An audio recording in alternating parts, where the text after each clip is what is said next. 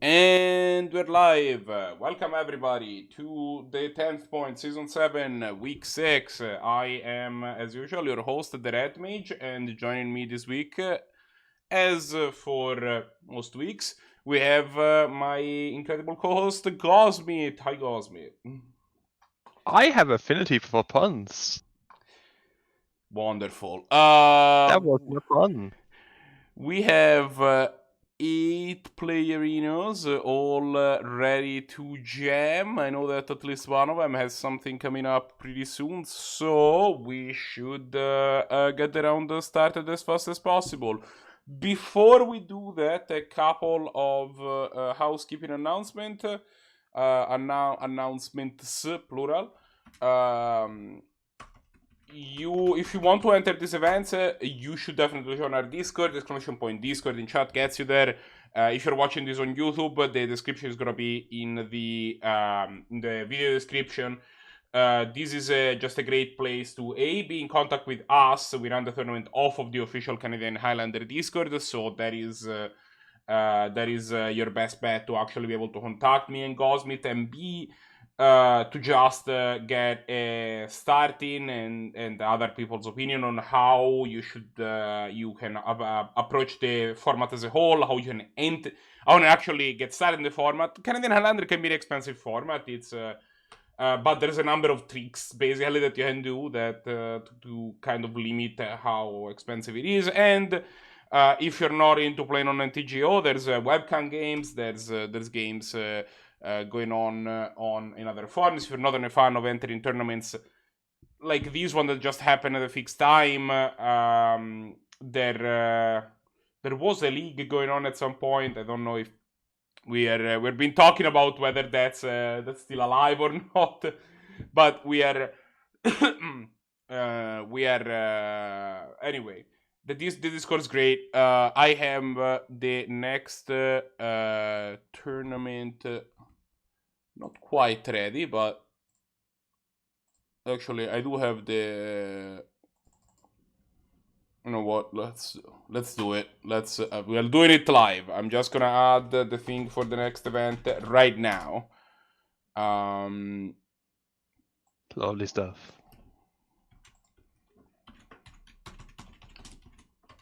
Currently, it is not the 6th of September for the next event. That is the current event. I guess you could argue it is Yeah, the no. next one that we have I not just quite started.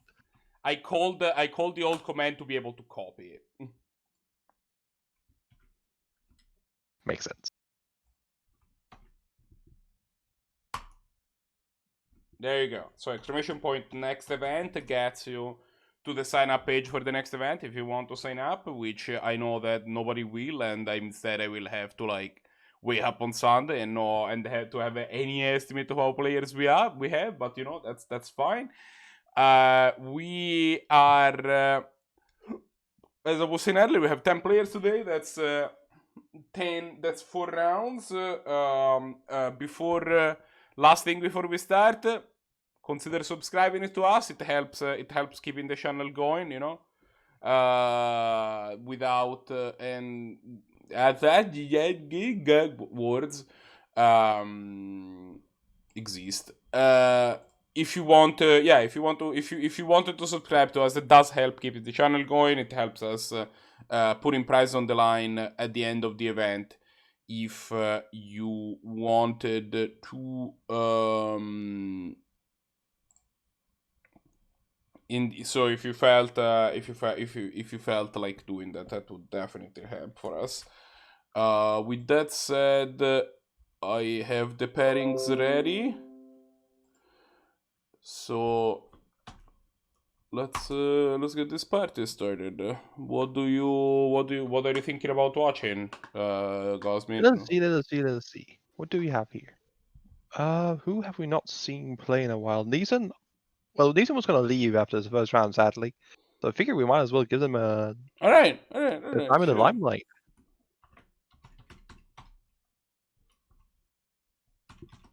Ah, yes, truly a thing of beauty, JP.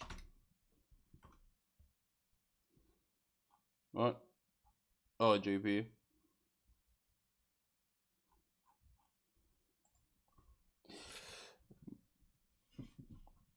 JP being somewhere where he shouldn't, which is not in this tournament. What a shame. Gonna throw some shade here. He owns the entirety So of you may Blood on notice that MTG. you may notice, for those of you who have been around quite a lot, that we didn't mention a certain person, Lowmans02, who has been with us for the last many seasons and often being a co-commentator. However, it seems that due to scheduling of his personal life, that he won't be able to make it for the foreseeable future at the very least. Yeah. So we thank him for all the many times he has been giving a lot of support by just always being there to help us with commentating, so that Marco especially could focus on the technical aspects. Yeah, not missing Lowman is a pretty big blow to making the tournament work, but hopefully we can find another commentator to at least try filling his shoes, and they are pretty big shoes to fill pretty soon, because I kind of get scatterbrained real fast if... So if you think that setting a bit of time off on your Sunday evenings is something you can find time to, and that you have played at least Canadian Highlander once, then feel free to send Red Mage or I, or both for that sake, a message. Doesn't have to be anything fancy. This is not a job interview. Yet, unless we get it off. But feel free if this is something you're interested in. There's no pay. Sorry to say, this is a purely yeah. Until we are racking in billions until of we subs make the money. big bucks, yes. Yeah. Which, but if you honest, wanted to bring the time that those billions of sub money are coming in, and subscribe, that helps. We just need to convince some big Magic streamer to raid us once in a while. That's all. I don't see a problem here. Oh no.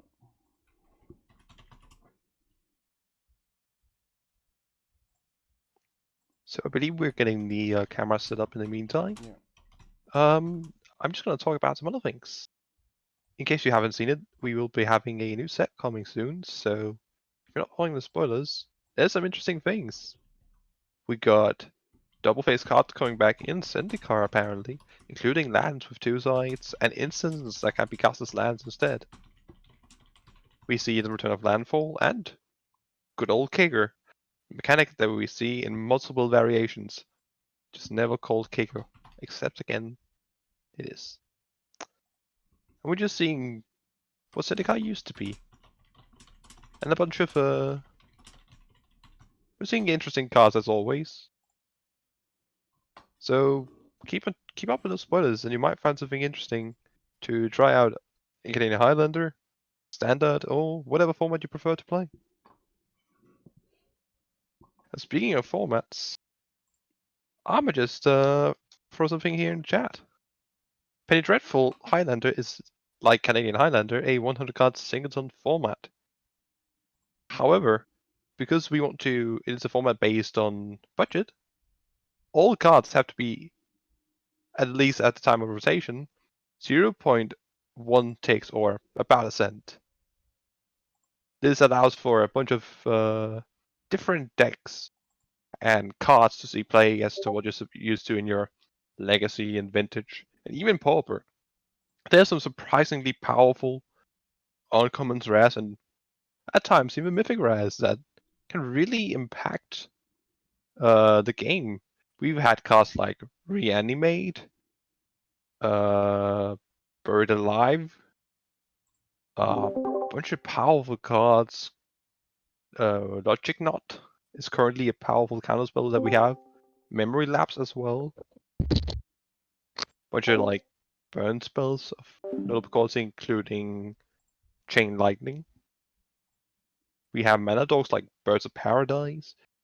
So if you're afraid that being on a budget, something that's going to mean that you play with the bad cards of the world, fear not. You can even play High Tide in a 100 card singleton on the budget. That's not saying much, considering High Tide's almost always on the budget, but still. There are some sweet things to be done. And it definitely has like a different feel to the usual Canadian Highlander or similar formats. So if you want to try something different, there's a link to Discord in the chat right here. And we'll be glad to see you over there.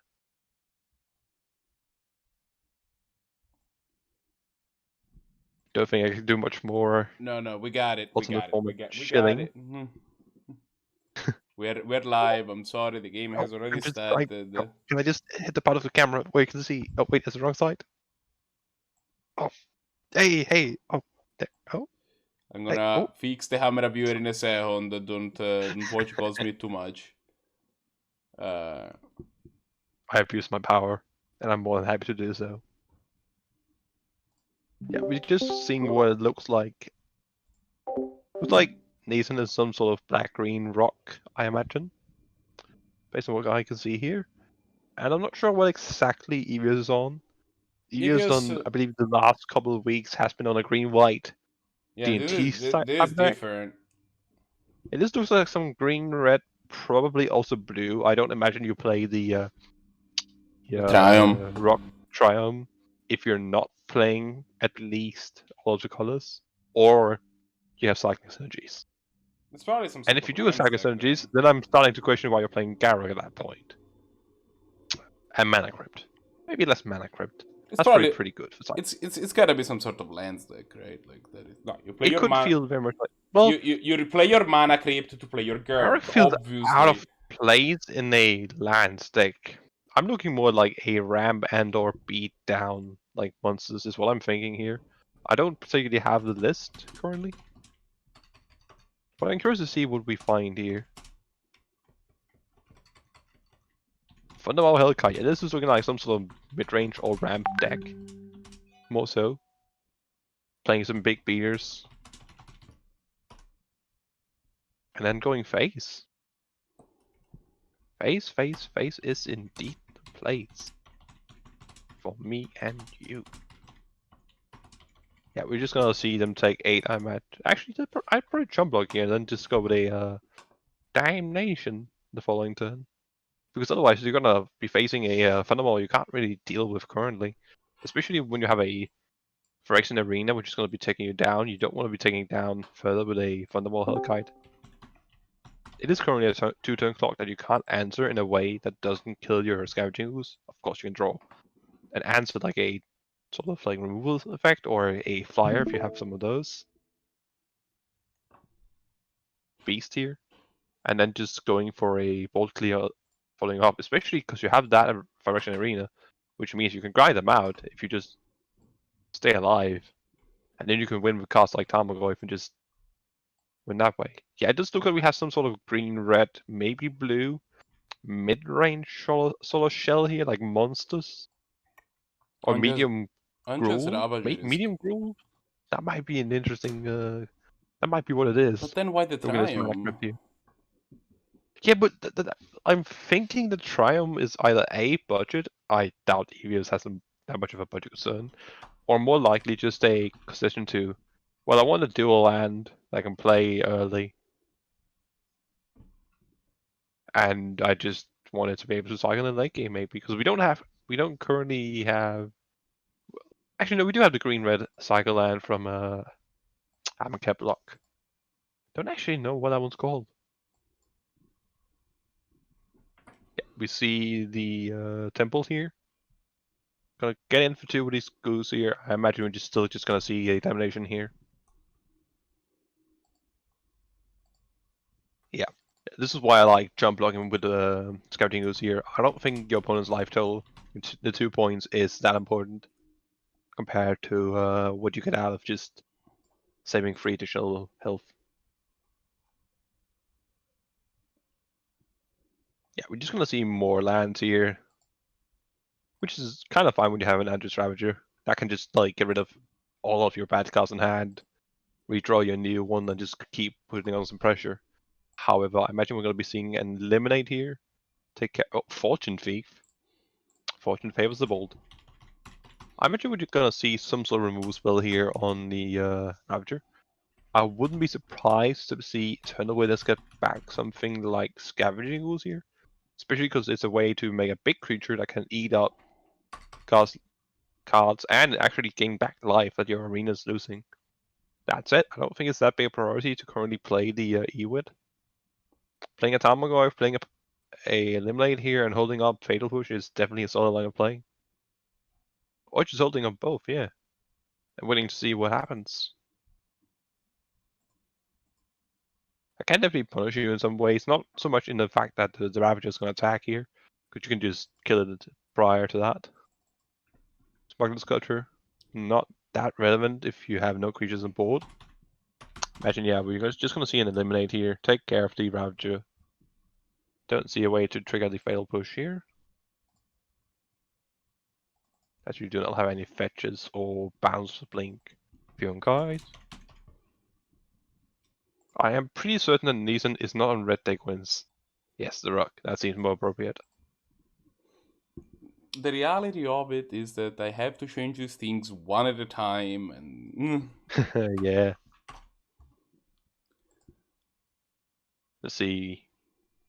So why would you? I don't like the Zannty playing. Like, yeah, you get to eat up a free Ravager here, but you also just let your opponent draw 3. Well, draw 2, I guess, but get rid of a bad card. Get another better card. Bit curious as to why we didn't see the foothills. we didn't just fade off. What Oh, we is did, yeah. that? It just got the like. I missed that part. Burning Yeah. Tree Shaman. Whenever a player activates. Okay. Yeah, Not one you see I was very gonna say often. this felt like a gruel, medium gruel, but like if you're playing Burning Tree, that feels off. That card doesn't have Ancient Tomb Fatal in it, Push the though. Death right here, eliminate. Yep, that seems sensible. Sensible, not sensical. That is not a word to my knowledge. Well, non-sensical is a word, so when not sensical should also be when it's fine. You make a sensible point. Yeah.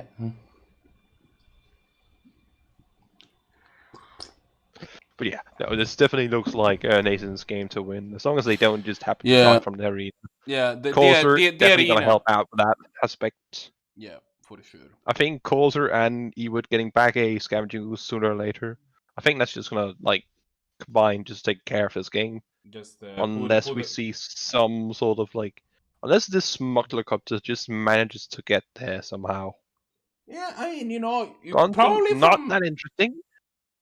From Evios's I point, guess we could also find finality back to Scavenging Ooze, but like at that point, you're just not getting full value. Like the thing is, from Evios's point of view, he doesn't have to do that. Like you can get in for you can get in one copter swing, right? And then maybe you get in for then maybe the arena deals the last 2 points of damage. 5 is Like a small this is amount of definitely life. not The problem over. is that the Goyf is gonna put a bunch of pressure on you right now. Yeah, and we're seeing this is a deck of thing like Fundamental Hellkite. Seeing like more hastes or burn spells is not out of the equation by any means. The Thundermaw's Don't already count gone. Eagles out yet. Yeah, like if they peel like a Glorybringer, right? Like that's 4 damage, and then Neisan is like, well, 5 damage, I die, I guess, because of the arena and their upkeep. So.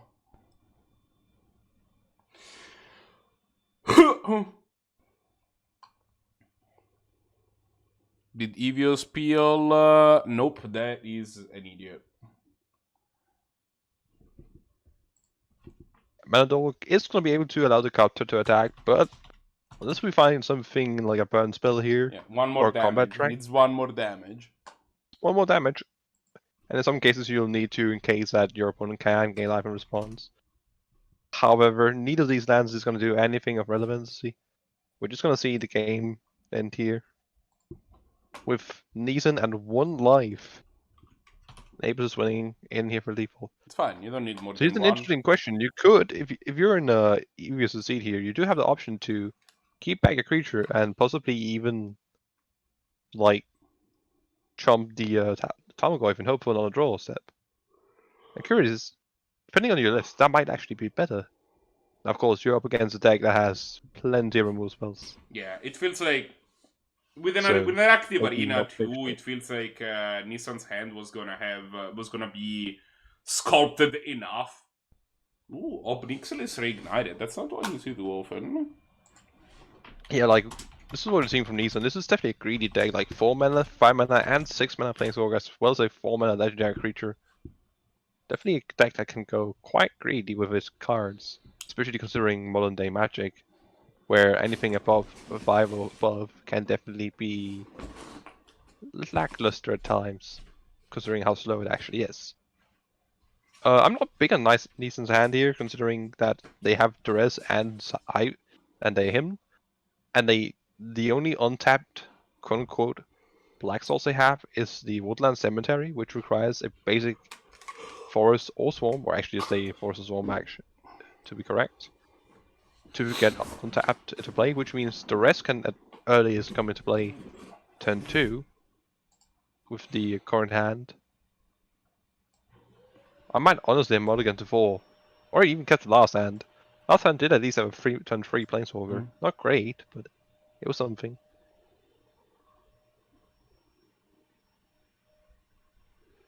Of course, you can't know that your next hand is going to be worse. Yeah.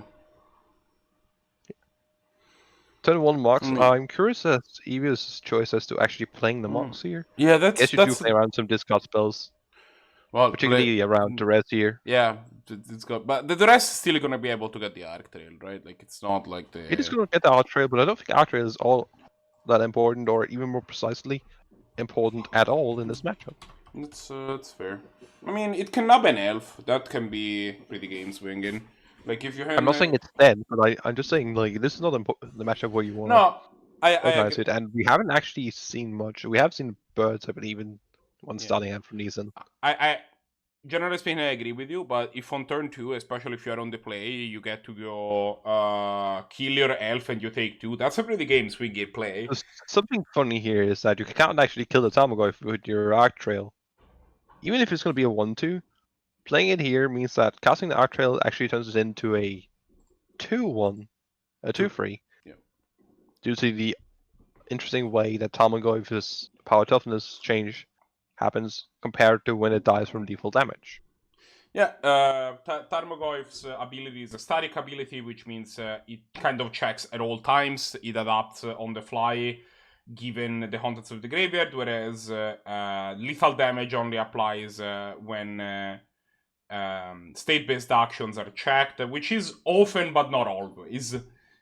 However, what we just could see here is just a Hydra come down, eat the Tarmogoyf, and just don't care. That'll do it. And putting his hands in the air.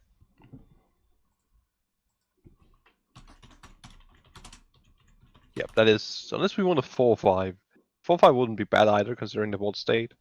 But no. But the Tarmogoyf will eventually outgrow can definitely grow above your... Yeah. Tarmogoyf is the type of card that can just grow above its pay grade quite easily. Play a discard spell, suddenly it's a 3-4. Then you play a removal spell, then it's suddenly a 4-5 or a 5-6. Yeah, I'm a big fan of just then eating suddenly the your damn opponent's thing. I'm like, oh. Shit. I'm a big fan of just eating the damn thing, and then you don't have to worry about it for. Yeah, this is a really awkward hand. Yeah, we have the factory to block like the Hydra. We're gonna have to rest. Take, I imagine, just the Arc Trail here. No, I mean like, for taking the Cindervines. Actually, no, the Cindervines might be more. Yeah, that's probably gonna attack you more than the damage from Cindervines. Like, what is it gonna kill? A possible Kalitas token? I guess it is gonna kill off the Mistress Factory if it blocks, actually. But alright, that's gonna take priority, I imagine here. It is. Now, how much do we care? Oh no! Oh, this is gonna be a dead Hydra. Or not. Unless we prioritize killing the hill, right? Oh, or not. Yeah. This is. I would have probably blocked the Hydra there. I don't know. Yeah, there's no reason not to at least block here. Like that's just damage you shouldn't be taking. Well, the reason like, is if you're afraid of like some sort of combat trick, but. Yeah, but like at that point, like you pretty already lost this game. Like you can't draw land. It's gonna save you. Yeah. You can't draw a single spell I can think of in that situation because you don't have the life total to do it. No, I'm with you. I'm not blocked. Seems for like a pretty sure. decent hand from Evis's side. A bit awkward on the mana. Not too much, but a little bit. But it is a turn 2/4 mana hand, allowing to play a Kitchen Things and even hold up a bolt. This is cleave also, which is I'm a big fan of the cleave. I feel like we're seeing quite a lot of like awkward things from Neisan's mana base, despite being 2-color, like playing Mutavaults and Strip Mines. So not Strip Mines, Wastelands and such, and that's gonna hurt your mana base. Like, what is this? This is a mulligan to 5. Like, this is painful. Yeah, there's the top Yeah, is like, gonna hopefully help recoup some of that card advantage, but it's still definitely I gonna hope be you're an gonna uphill have to carry battle. you a bit here. Depending on what you see from your opponent, you might just top and just Wasteland just to slow the game down. More mana dogs here. Not that impactful, quite honestly. Yeah, but they do inform your decision in terms of wastelanding because your opponent already has a Mox and an Elf, which is like, is it really worth trading my land for their land when? I think so, actually. In this situation, I think I would. Depending on what I see on top, of course, but still. I think if I don't see anything of that's really important to play this turn, then yes, I would actually probably Wasteland. Does If I can set up the next couple turns, yeah, especially with a Sakura Tribe Elder, yeah, slam that Wasteland, kill that land. Next turn, play the Tribe Elder likely. That's my line of play. We're just gonna see a Mutavault here, probably just. Yeah, they're gonna spin top. Yep, just take that card further down. Because we currently know the 2 top, or at least Neisan knows their top 2. Drifting's coming down here. I guess that they probably already spun the top, right? With that's what the Yes, first they did. mana. That was what it did during the key before drawing the Elder. Right. So now, Which but now I they do get to agree do it with. end of turn. Yes. Just, again, dig one card deeper. Yeah.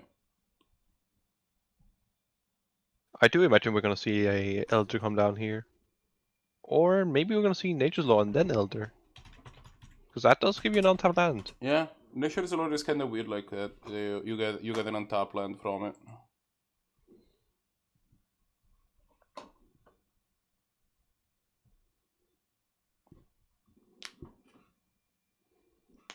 So what I'm looking at here is how much mana do we have from Eris' side? We have 4. Yeah, we have. If we attack with both creatures, we can slam and then cleave here, which I do quite like. You gotta believe in the cleave. Absolutely.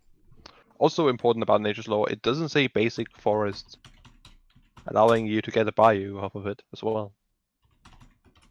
That's an Ember Cleave, that's a colored mana source for the, well, whatever needs it, I suppose. Are you just gonna see? Yeah, we're just gonna see both get in here, that makes a lot of sense. Not sure why you would play the grounds over the castle? Yeah, potentially that's gonna end up being punishing. I feel like you just as well just go, yeah, I can activate the castle if I feel like. You're probably gonna play the Ember Cleave no matter what. No. But this is actually potentially punishing, right? Because like if the Taiga gets wastelanded, there's not gonna be any mountains. So like now the Hustle is gonna enter tapped. Granted, That with too, an active yeah, cleave you know onto the the there. with an active cleave onto the battlefield. Yeah, and especially doesn't playing matter 2 too colorless much, lands just tells your opponent, my mana base isn't the greatest. Please wasteland me. I'm surprised you don't. Neisan is not living that I life. don't get this line of play. I'm not sure what use has on top to make it so they don't want to crack the Sakura Tribe Elder. But if they're not going to crack the Elder, I feel like you ought to be blocking. The cards on top are Finks, Murderous Rider, Obstinate Baloth. So lots of life. You said what again? Finks, what? Finks, Murderous Rider, and Obstinate Baloth are the 3 cards on top. Interesting. Baloth's definitely good at like stalling. Same with, of course, Kitchen Things. I do quite like the Kitchen Things. Yeah. Murderous Rider, not that interesting on the sport here though. Well, I mean, you kinda, like, once you have managed to get rid of the stupid things on the other side of the battlefield, your opponent doesn't appear to have a creature that can carry the cleave very effectively. So, at least there is that. So your opponent goes to attack, you block the elf, you eliminate the things, right? I still kind of wish that we cracked the we blocked with the Elder last turn on the Mystic, cracked it, got a Swarm, likely cast, I think the likely problem, eliminated. I think the problem I is that really wish we saw the Wasteland last turn. To be honest, I feel like that's the yeah. way you come back into this game. So the problem there is that the elder Would have shuffled away the top cards. Yes, I agree. would shuffle away those cards, and I think that Yeah. that's not Like, what but at the Neisan very wants. like, and I think that's definitely an argument to that. I think if you don't do that, that's fine. But I think even if you don't do that, I still think wastelanding is correct. Like you Oh, just punish them at so this hard. point, I'm with you that I think I would have wastelanded by now. I'm not sure I would have wastelanded on like the second turn like you would have, but by this point, that Taiga would have been in the graveyard if it were me. But you know, I can also understand the point of view of being like this wasteland is not in my deck to screw my opponent on mana. I'm not an aggro deck. They're gonna come up. They're gonna come out of mana problems. So Like I screwing would rather screwing has be. two purposes. It's either screwing is something you do not necessarily because it'll win the game unless it's a straight up lock, like a crucible lock. It's something you do to buy yourself time, and you know what? You're the one who's getting beat Well, down. yes Buying and yourself no. time, Like best for thing you can do example, for it. I play Wasteland in Blue Moon, right? Like the point of that card there is not to get rid, is not to screw your opponent of mana. They're gonna come out of whatever mana problems that they're gonna be in because I'm just gonna give them too much time. The point is to get rid of powerful utility lands like Caracas, or in this case we Agree, that's the see main purpose. Bonder's Enclave. But it also has the secondary purpose of slowing down, because if you know your opponent, well, maybe you know you're up against a deck who has like incredibly powerful double red cards or double green cards or fire drops, then you can at times even go, I'm gonna try and make sure you can't cast those cards, giving me the time to put myself in a position where I'm ahead on board or I have all the answers I need to the threats that I was trying to prevent. This bolt here actually makes it so that the Baloth does not get to trade with the um does not get to trade with the things, and also basically goes to face at So the same time. I really don't like that line of play. You don't? What's No, the reasoning there? I would just have activated the castle. Oh yeah. Make it default. With this round of play, you get to play the Crater Maker though. You have to follow it up. I just don't think that's too important. You're thinking too much about what the board looks right now. EVS is playing a mid-range deck. They have to be at least somewhat thinking about what the No, board I'm is well gonna aware, look like the next few turns. and I think the screen crashed. It did? What? It would appear so. Oh no, I think it's my connection. It's being done. Let me pull up my stream on my tablet just so that I have I can see if there's shenanigans. It was just my net connection I fucked up. Alright. I have a bit of a stupid Ethernet cable connection. I'll still pull the stream off on my tablet just to see if there's any shenanigans happening. I think it's probably a good idea. But no, I really personally like just activating the castle because you get to keep the lightning bolt. Like you are making the argument of, oh, I want to be keeping setting up more options on board. Well, here's my counter argument. By pumping that, you keep your kitchen things, just like you do with a lightning bolt, but you also keep your lightning bolt.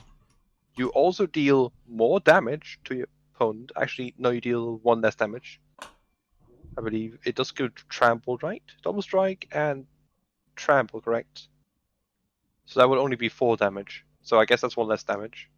But then you also have the 3 additional damage from your lightning bolt. You still have the opportunity, because you have plenty of mana, to play your cards next turn, most likely. You can still develop your mana with your Llanowar Elves, and I believe at that point still have a forest in hand. Might be incorrect. overall, I just feel like you weren't even gonna attack with your Elvish Mystic, so might as well use that mana for something. You had 3 mana left open. In my opinion, I just think I can see that being a thing. We'll see. the only Mana is the only kinda tight because like they have plenty of ways to use it, right? They have the castle, they have a bonded enclave, like they have a bunch of ways to actually make that's mana the into a thing. But I think the biggest argument against it is that it, as you said, it definitely isn't is this a board presence kind of move, specifically because you fall behind the board, and that is how you're winning, because Neisan is gonna grind you out, no question. well, not with their hand of 0 cards. Not with a zero hand card hand. Wow, words are failing me right now. Let's see what this top has for her. Skooz Caryatid Wilt. Wilt's good, actually. Wilt gets rid of the stupid Embercleave.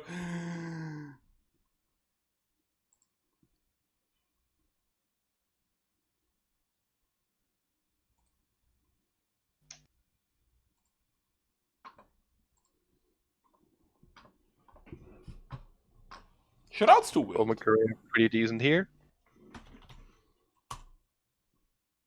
Curious about how you choose to attack here. Like, you do have the castle, which allows everything on your board to just trade with the kitchen things. What is it? It's 3 or 4 mana to equip Embercleave? 3, right? Hmm? Embercleave is 3 to equip, I do believe. Yeah, correct? three mana to equip, yeah. So if you equip it, you still, assuming you leave back your Mystic, you still have the mana to activate the castle. You choose to not do that, in which case I'm gonna see if you do that, what is your game plan then? Do you plan on cracking that? Do you plan on just letting the Mystic die? Okay, the creator Killing may the here dividing top in response. Did the... That's curious.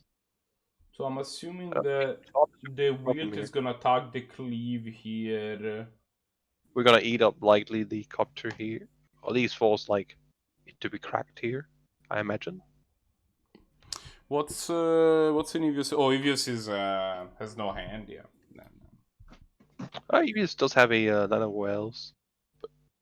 Or correction, had a Lana Wells. Yeah, I don't see. Oh no, I'm looking at Neisan's hand. Sorry.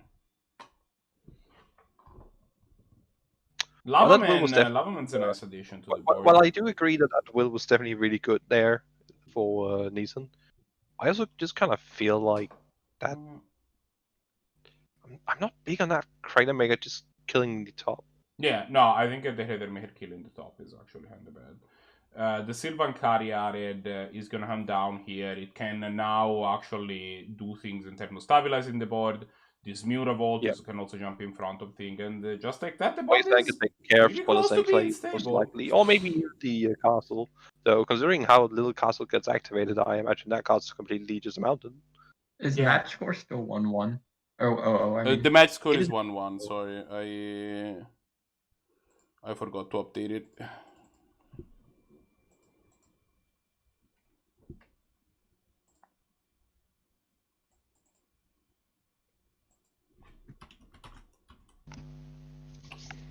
No.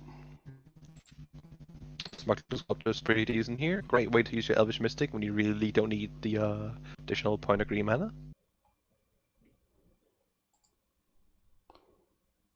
What? Oh my god. Marker is high.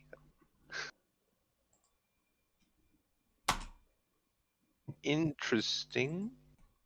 I don't like this attack. I think you just attack with kitchen things here. Oh, what? No! Neisan, no! Don't do that! No, Neisan! No, don't vote for it! I know they've never activated the card before, but I think they know what it does.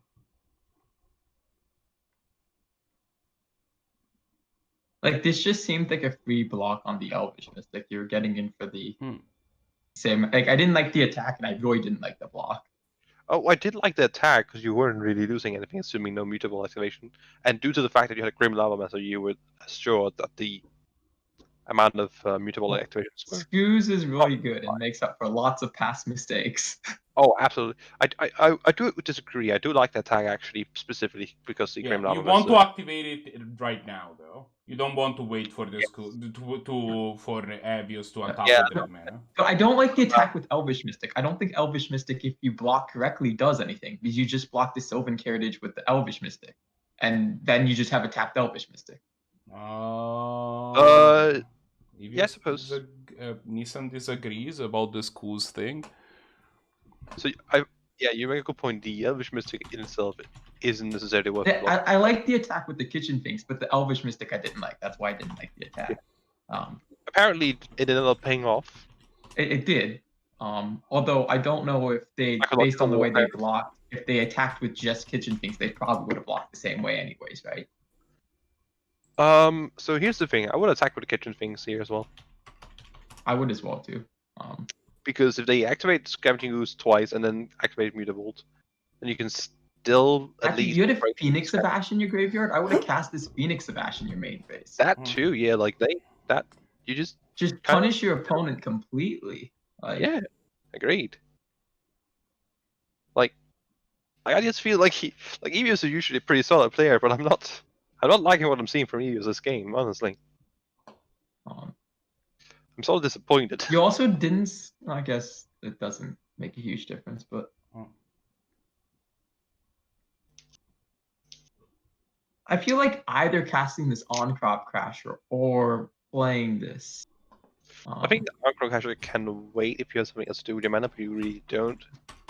Because you didn't Actually, did they draw the on Crop Crasher off of the loot from Smuggler's Copter? Because that's a possibility.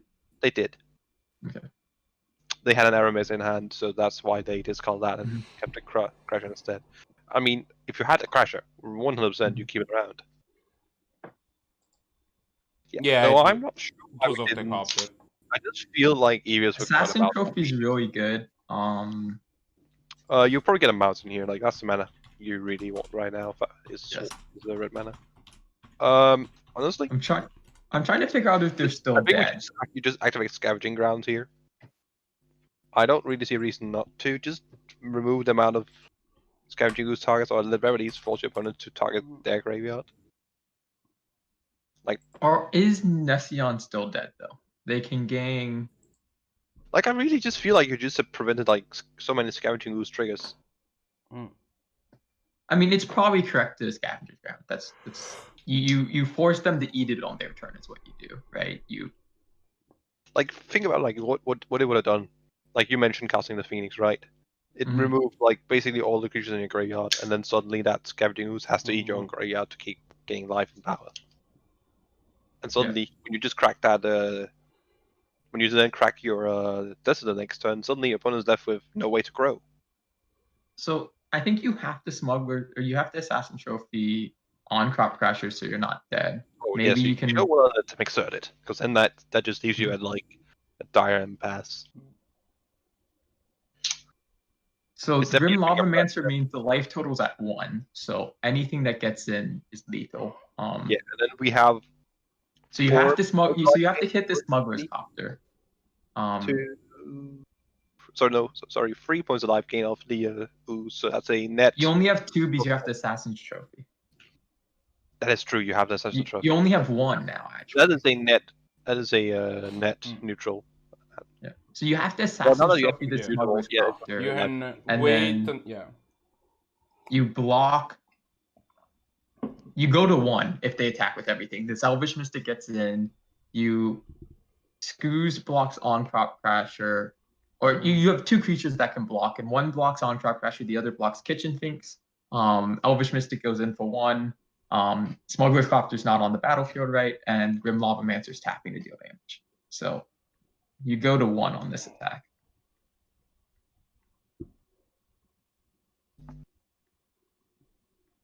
But they have to hit Smuggler's Copter here. Yeah.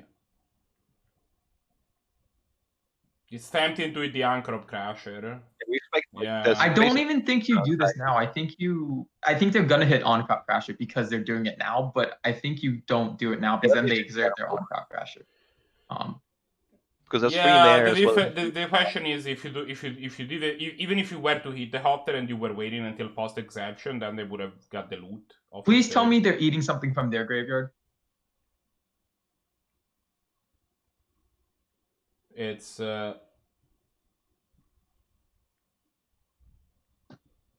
Oh, they're just dead now. I lied. yeah, they not Because they hitting the didn't hit copter. Smuggler's Copter. Yeah, but not hitting the hopter.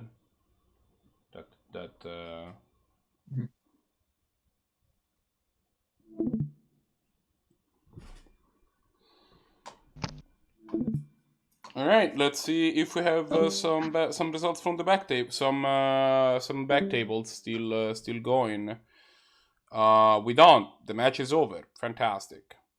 I'm gonna wait for these players to finish reporting. I joined in late, but the game did look a little sloppy from when I joined in. It absolutely felt very sloppy. Yeah. The first 2 games were tighter. I feel the game 3 was a little. I mean, the second game wasn't all that tight considering the mulligans from Neisan's side definitely Right. led to them having a really, really bad 5-card hand against a fairly solid 7-card, I believe, from Zannty. Sorry, Evios. So that game wasn't really that tight either, but that was less to do with mistakes or questionable choices, if you want to call it that, on either player's side, and more to do with variance.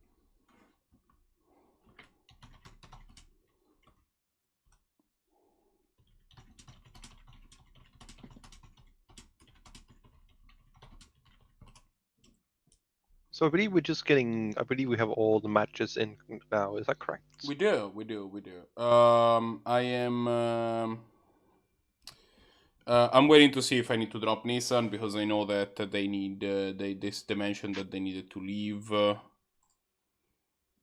It seems like they cannot do another. So I think we'll have to drop them for now and be going with a 9-player, I believe. Yeah. Bracket. But going forward.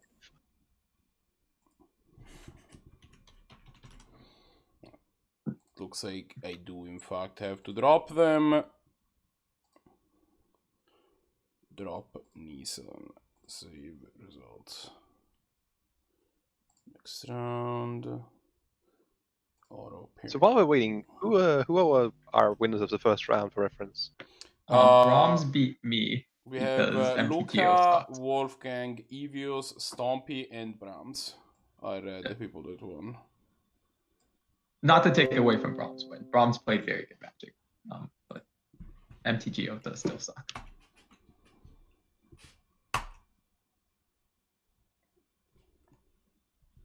So let's see, who shall we be featuring? I'm seeing... We just saw Evios there. Yeah, let's watch Luca and Wolfgang. Yeah, that's what I'm thinking as well. That or Brahms are good points. Those are the 2 I'm looking at. Specifically because I don't think we see a lot of good points around here. Though Lucas is known for bringing something tasty usually. Yeah, I'm down to watch some Luca versus Wolfgang and see how that goes.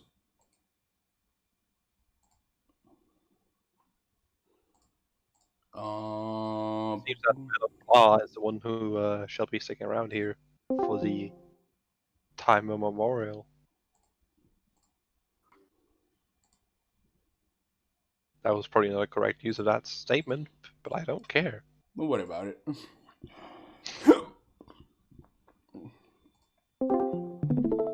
And Blahguy does not have has the buy, so if he wants to jump into the booth and help Gosby to tell what's that that's I mean, some call it commentary, I just call it complaining. If both have a com, so it's basically the same, am I right? It is still not the same level, the level of complaint. Also, it looks like we're the future this round. Hire me, Star City Games. They do have a game made up, so... I can keep complaining about something. Oh god, he's not. unfortunate. Oh god, he's not tapping them right.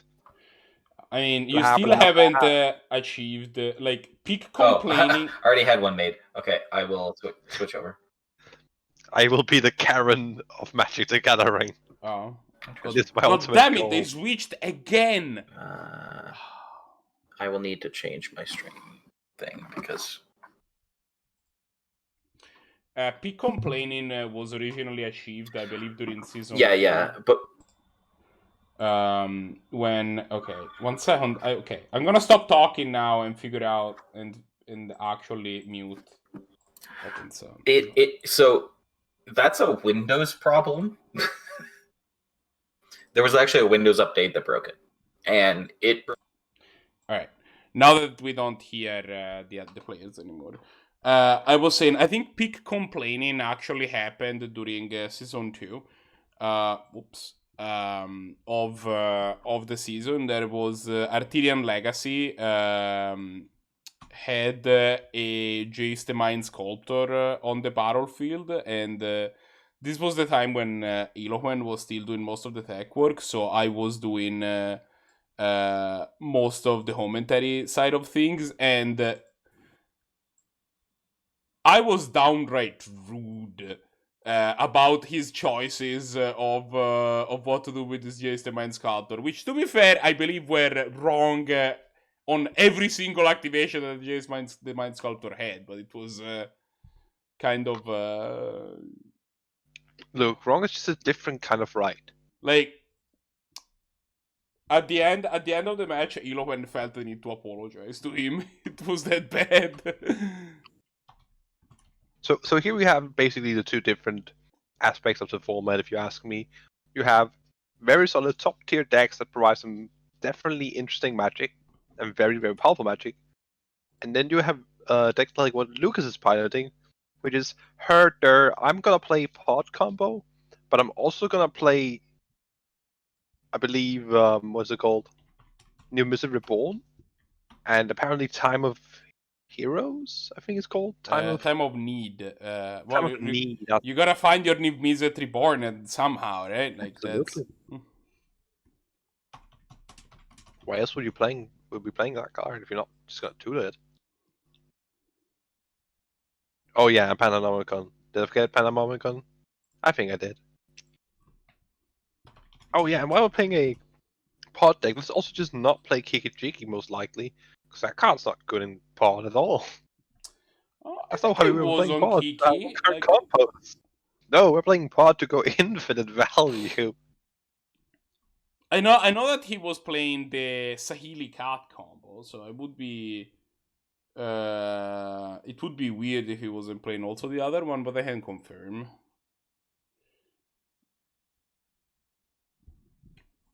I know Lucas pretty well. I reserve all rights to complain about him. Especially when he's going to play Simian Spirit Guide in his black-green deck. Nope, no Kiki. Yep. I mean, to be fair, this is a deck that I believe is mostly anything but red, so the Gods and Kiki is kind of difficult. Yeah, but like... So Bug in that Kiki aspect, has a long cool. tradition of playing Kiki Jiki in their deck with no red sources. Right? I mean, I think a part of the reason is that the decision here is that beyond the Pananomicon and Numisico Burr, the line of thought is that they don't want to be playing cards like Pest of Might and like the usual twin-like cards, because they can just kind of, if you don't have like pod or like similar effects, they're just kind of they're like a 2/1 flash flyer that taps a card. Yeah, but it's fine. Well, It attacks for 2. Well, exactly exciting.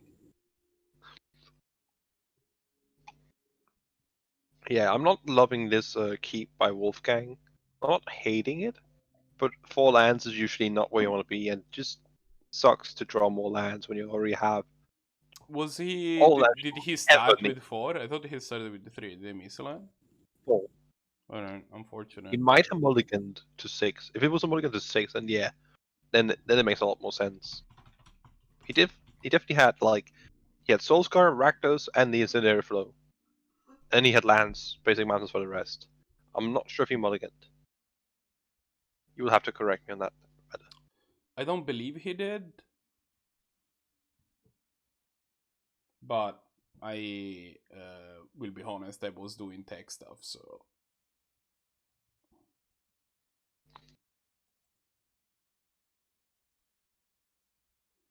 I wasn't I paying figure we too just much gonna see, attention to mulligans.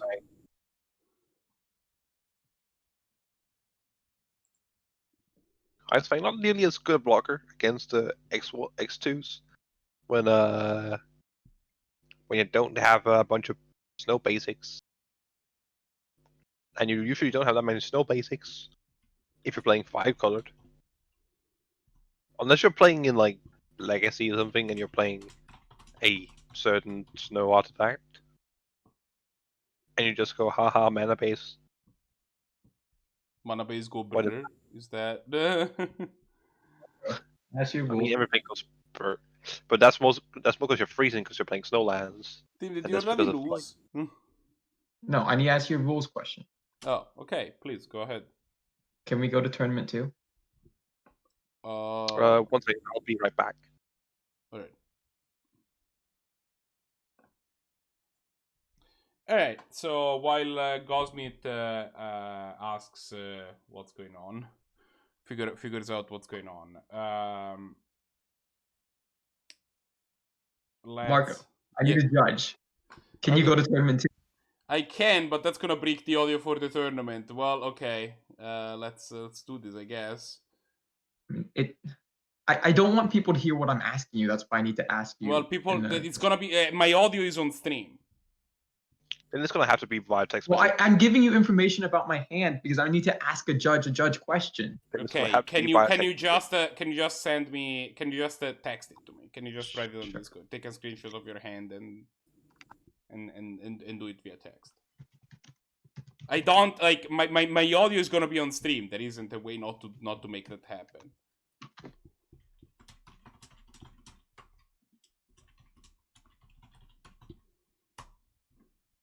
All right. While I take care of the.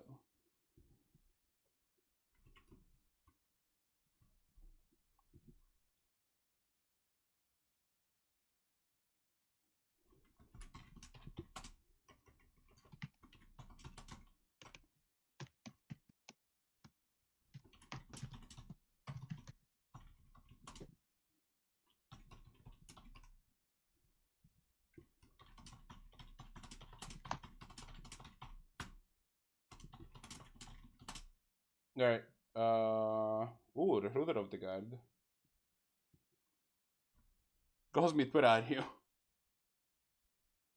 I am right here. Okay, sorry, you went very quiet. Say things while I take care of this ruling. I may or may not have been eating ice cream. So ice cream? You have ice cream? How is that Zannty. fair? Licorice ice cream, even because I'm Danish.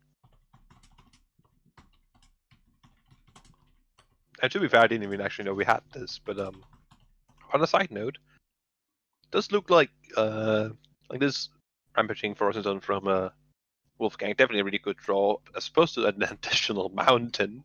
Not considered a typically very good draw here. I'm curious, are you going to go for the creature? No, makes sense. Just going face, because that's just consistently more damage. Just going to go throw, I presume, 5 damage face, then jump block here. Next turn, likely a kill on the Frozen, and then I'm curious, what are you gonna green suns for likely?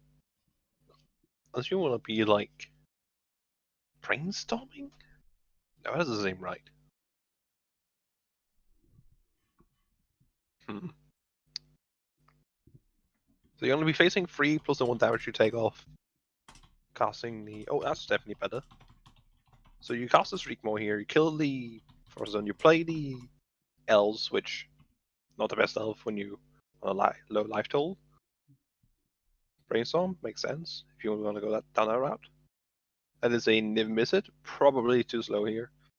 A Eldritch Evolution might be relevant, not the greatest. Especially if you don't have anything in particularly really. I think something like a Rakdos got like similar effect. Kitchen Things is when it beginning with that kind of stuff. Same with the Green Suns. Just get you back in the game. I think it's a spell seeker for the last card. That is unclear. It is cut off. Oh, I can give you that piece of information right now because I'm finished giving the ruling. The last card is Spellseeker. I figured that did look like the It's a, worst it's a, spell it's a, seeker art. it's a good one, yeah. That's a fact, by the way. It's not up for debate. It's just factually the worst. It just does not look like a human. Granted, there's only 2 Spellseekers art. It's not like, oh, And this that's is the worst Spellseeker art out of like out of a set of 20. It's like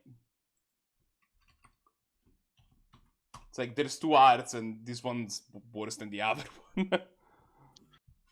Yeah. And I mean, it's not like it's ugly or anything. That's not it. It's just factually bad. Because it doesn't really look like what it's supposed to look like. Yeah, IMO.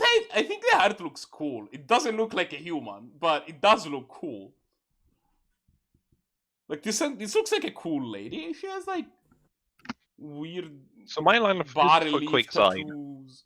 on the game here. I imagine what we're going to be seeing here, assuming that Lucas doesn't die, is first we're going to see this creature. Next turn, I imagine we're going to see Green Sun for likely kitchen things or the likes, and then hopefully setting up a Eldritch Evolution into something.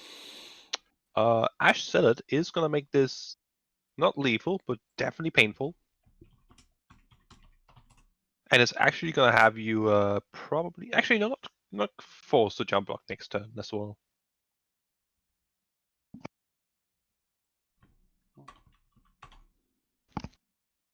Yeah, and you just block either of them. Doesn't really matter as long as you don't block the prowess creature. Birds of Paradise, not too important here unless you're gonna... Yeah, you're not really gonna play Spellseeker and Birds. You're gonna get the Green Suns here. Get likely Kitchen Finks. If you're not on Kitchen Finks in this type of list, what are you doing? Honestly, what are you doing? At that point. Let's see, what else? Not bad, but just not what you want. That's the Kitchen Finks. Bottom, yeah. That's the kind of card that keeps you in the game. I could not go there in time to figure Never out mind, we're gonna see a Knight of Autumn. I don't like that line of choice. I think Kitchen Finks is gains better all here. the life at once.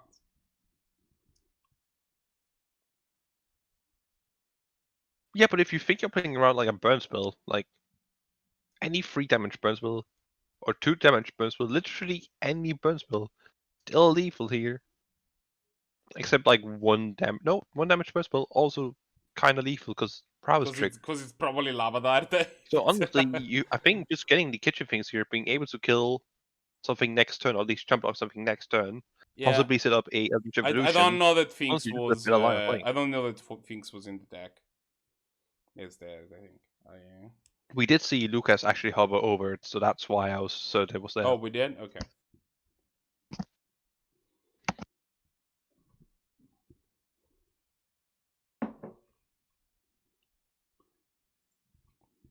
Welcome back to the shot, Necro. Yeah.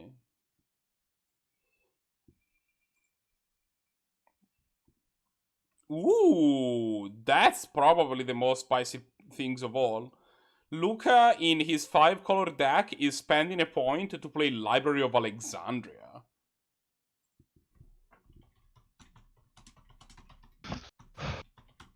Look, I'm gonna be honest, I'm a proactive kind of guy. I like proactive decks. I'm not gonna say no to control deck. But God, I just hate when people get overly greedy.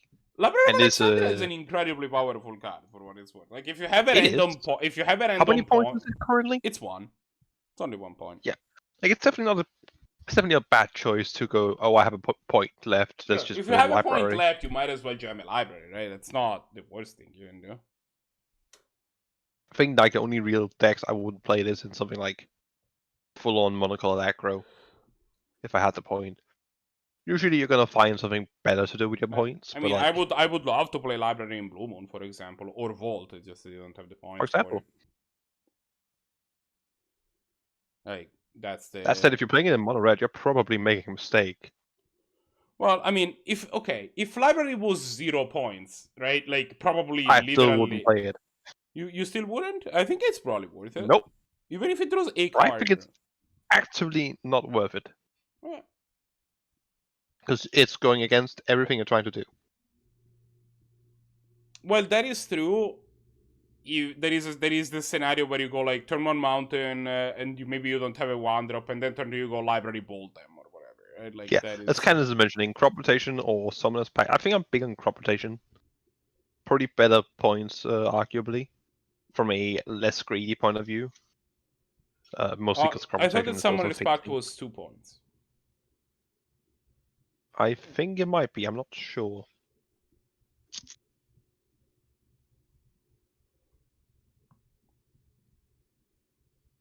I mean, I like Because you turn library. 1 waste.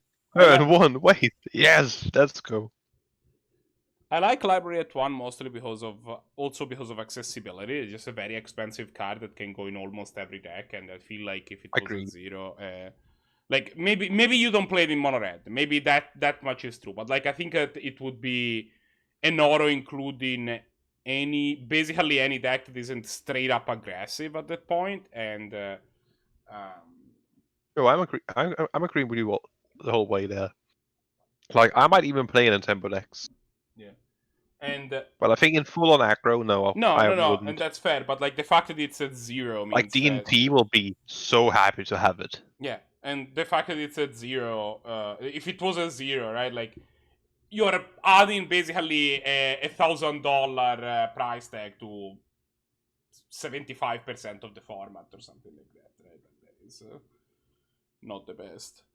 I'm gonna put this Carbon Carrier on the card viewer because I like that card a lot, and I'm gonna be AFK for I don't know, a couple minutes. So you hold the fort. I'm gonna be right back. The hard viewer is not gonna be updated because I'm not gonna be at the keyboard. Absolutely.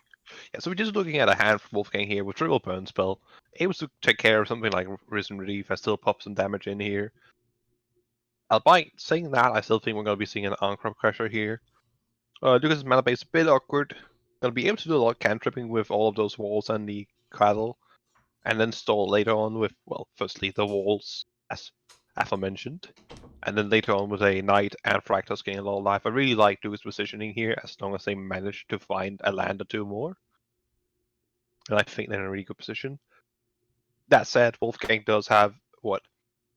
Assuming all but the 1 point from Arc Trail goes face, that is 6, 8, 9, 10 points of damage over 2 turns, assuming 1 land is strong. So that's definitely a very, very powerful thing. Something that can come out way quicker than I think Lucas may or may not be expecting.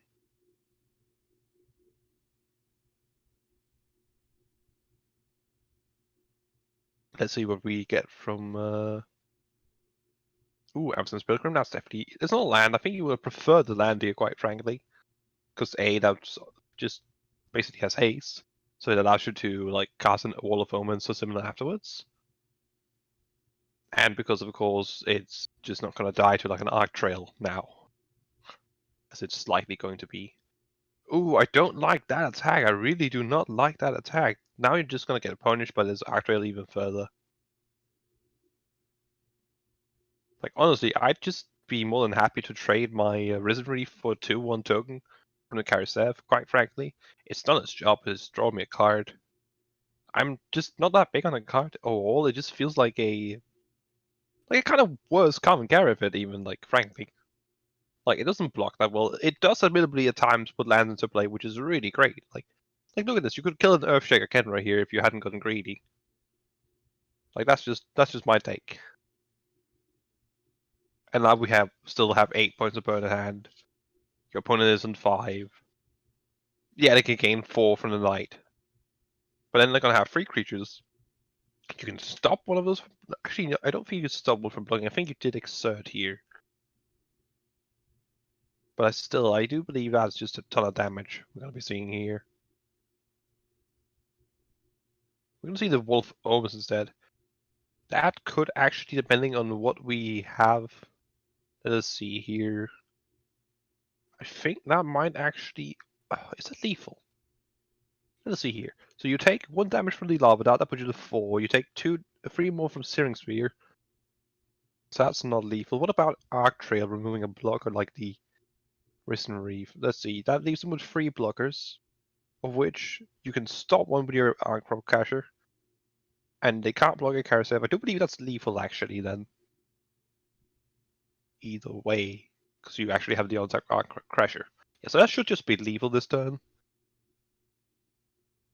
Lucas deck just being just that happy slow when you don't have the lands. Like, it's great to have all those creatures that can just cantrip, but like, you get pointers in these type of situations. That's like the big downside. I'm unsure on that block. On that casting of the card there. Was it even really needed? I mean, it's gonna be lethal. You take 1 and then you take 2 and 2, so you take 5.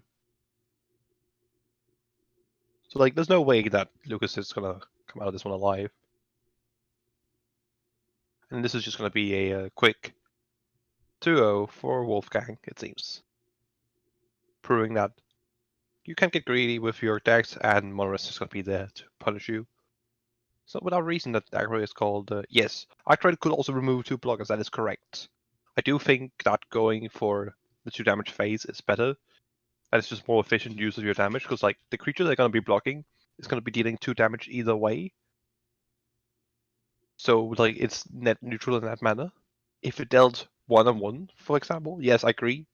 Removing 2 blockers would have been better. I just think that taking the guaranteed damage to phase, it's such a small thing. It's such, especially in this situation, is really irrelevant. But you probably should always be going phase if you are in a situation where they're gonna have to jump block with the creature you're gonna kill anyways for the same amount of damage. So if you kill a free drop, like a 3/3 that's gonna jump block your 4/4, or let's say your 3/4 instead, then just shoot them for free in phase and then let them jump block. Unless of course you're scared of, say, them then casting a combat trick or a burn spell or similar on your creature afterwards.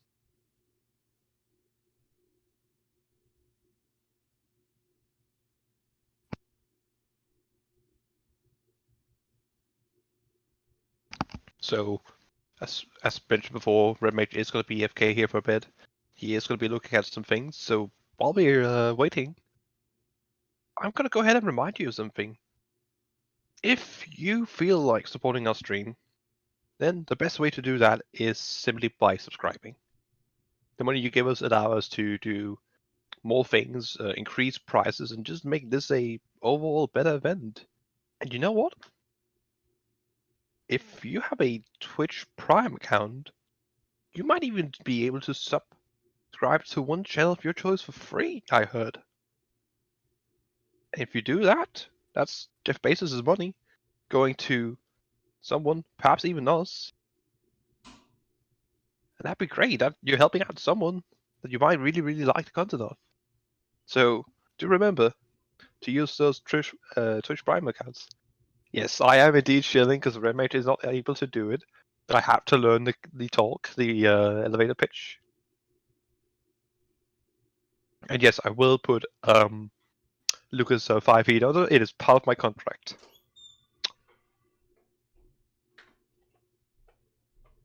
It is specifically on the paragraph 5, subsection 2(1). I'm back. Sorry about that. My all this coffee kind of caught up with me. Do we still have anybody going on? It looks like sure. Good points and Brahms. Let's I go. am unsure.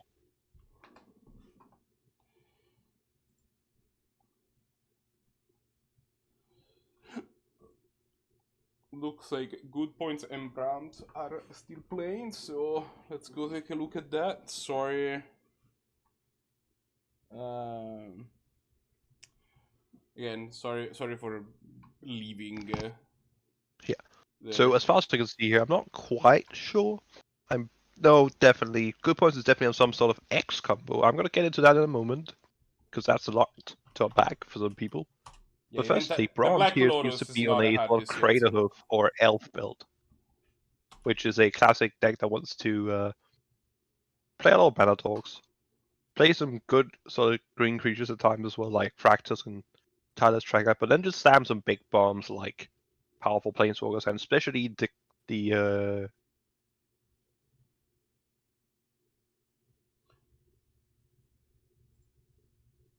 go sorry. over mode and just kill your opponent, usually.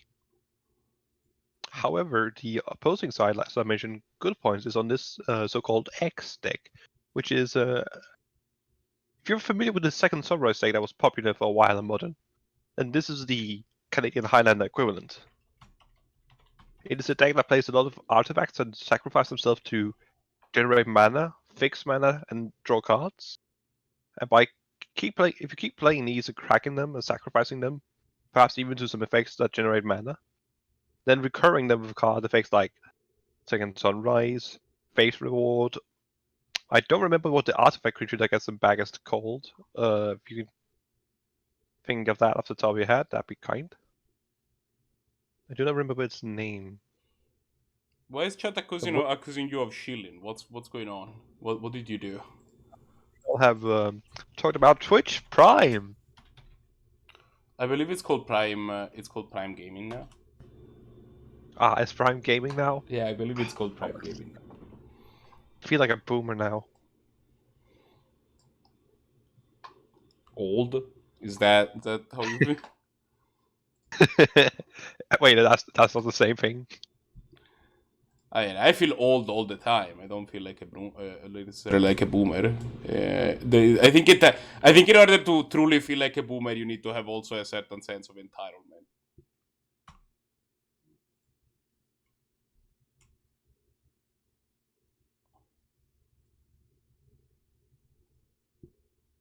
I do like the snaring bridge here. Like, you're under a lot of pressure, just save up some time, just try and stay alive. We do see the crack. What is that? Guild Globe? Yeah, fix some mana, kinda. We're gonna see a Codex Shredder activated. No, that doesn't make sense. I think this is just done in order to purely to go to 0 cost in hand so that you don't die to a bunch of 1/1s. Still, Deathfire Shaman. Still 2-turn clock at the moment. With a couple long creature cards in the graveyard. To be nommed on and to point damage, or more precisely life loss, at good points face. And this Nissa is definitely a great way to use all that mana that you suddenly have because you can't attack with creatures. So might as well use it somewhere else. This Vivian, you mean?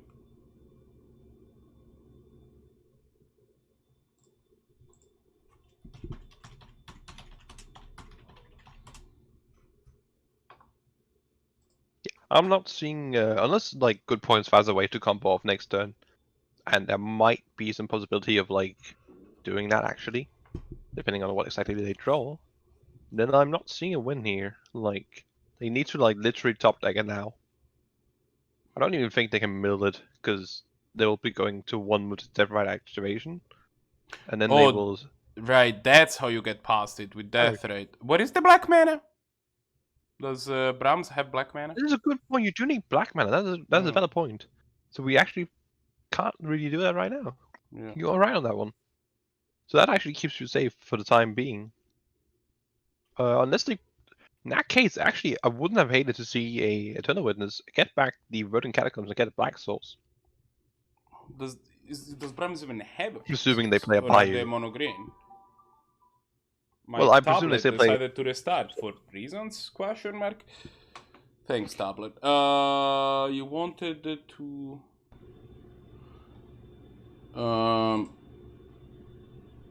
You wanted to.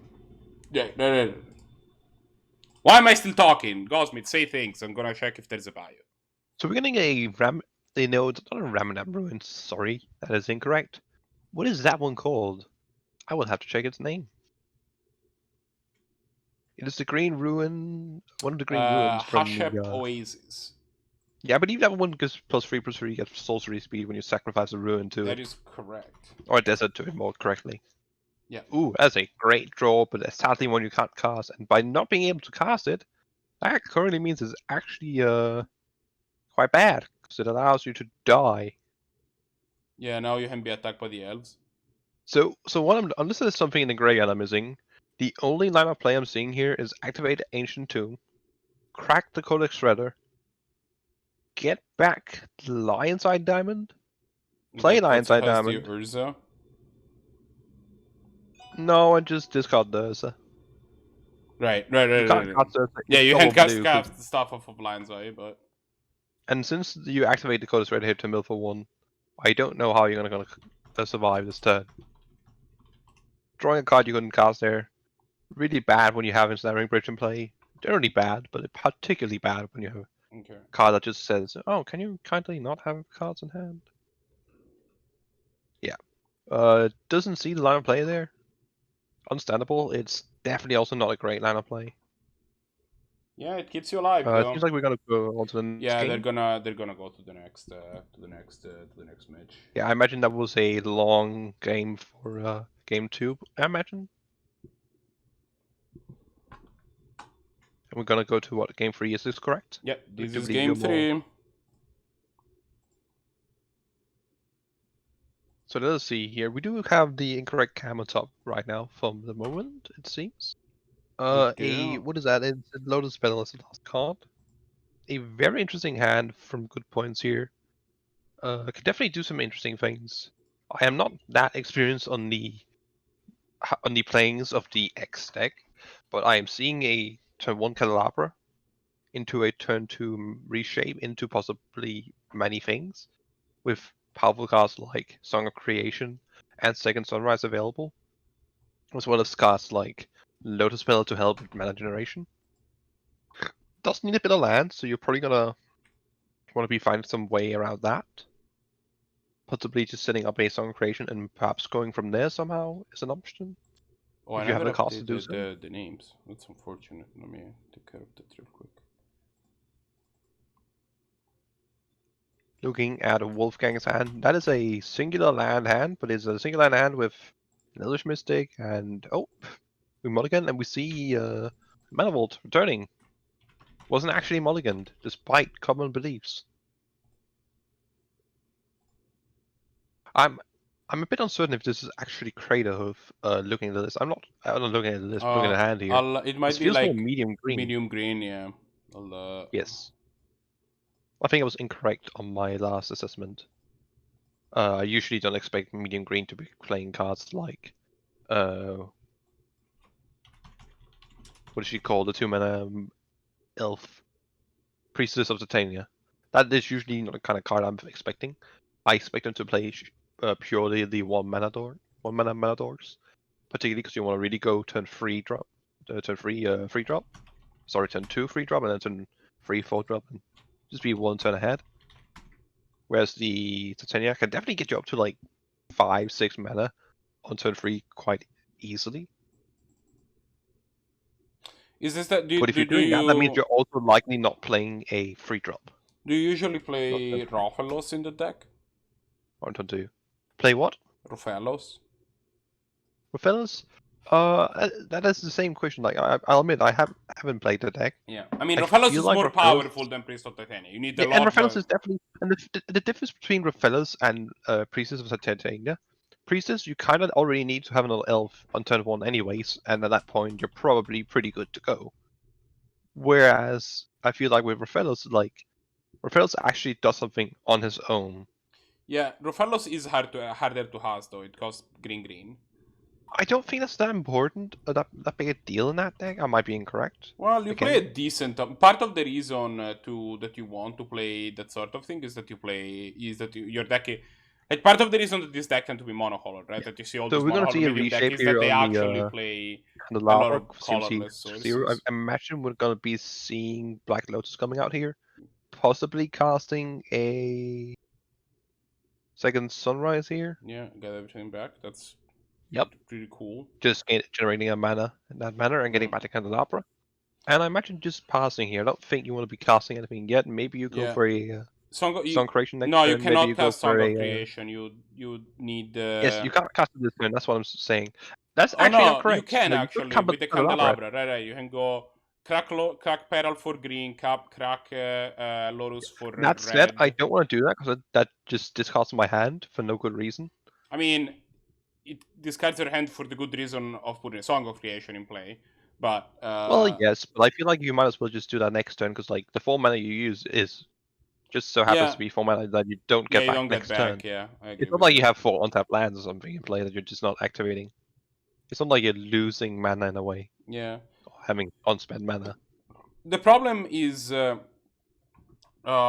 I mean, good ones you just need to find lands because the Song of Creation is I gonna am win them the curious to see game. what threat we see come down here. I imagine we're gonna see mana will come down here. Can we see Garruk Wildspear into something else? Is that enough mana? No, I don't believe it is. No, we're just gonna see a Wildwood Elemental. Is that no? Nissa? Honestly, what I would have liked is Garruk Spear into waste your land.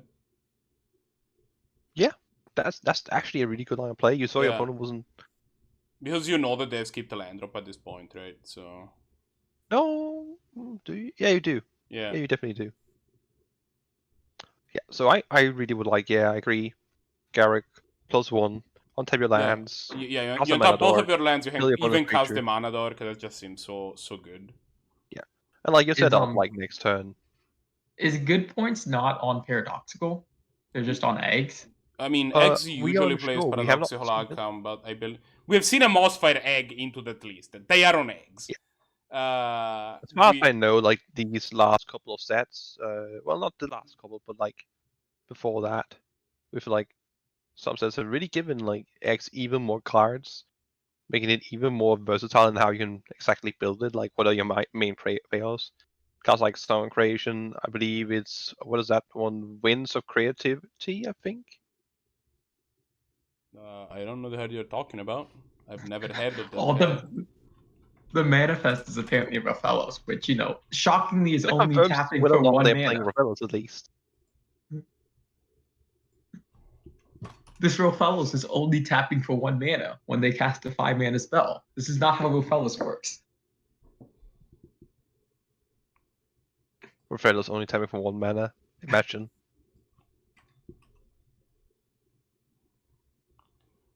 Indomitable. It's like having your Creativity. Priest of Is that what Titania we're tap talking- for no mana.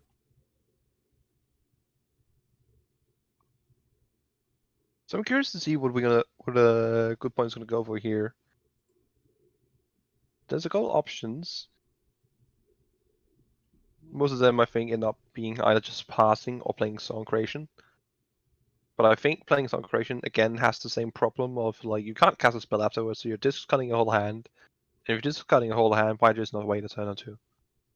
You really just could you worth for something on a note? You can worth for X equals 3 or lower. No, you. Oh, I got. Yeah, if you crack the Lotus, you have weird for X equal 3. Yeah, with the lowest was cracked. Yeah. You can also just whir for like 0 and get something. No, you can. Yeah, No, but you that's need still blue, at the cost blue, of black blue. lotus because you need blue mana. Oh. That's You're fair, not allowed. yeah. You sadly cannot use your Yeah, your artifacts of paper. your artifacts cannot. Even if they're blue, they can't play for the blue mana. That's not Exactly. how improvise works. This is not a convoke Yeah. specifically.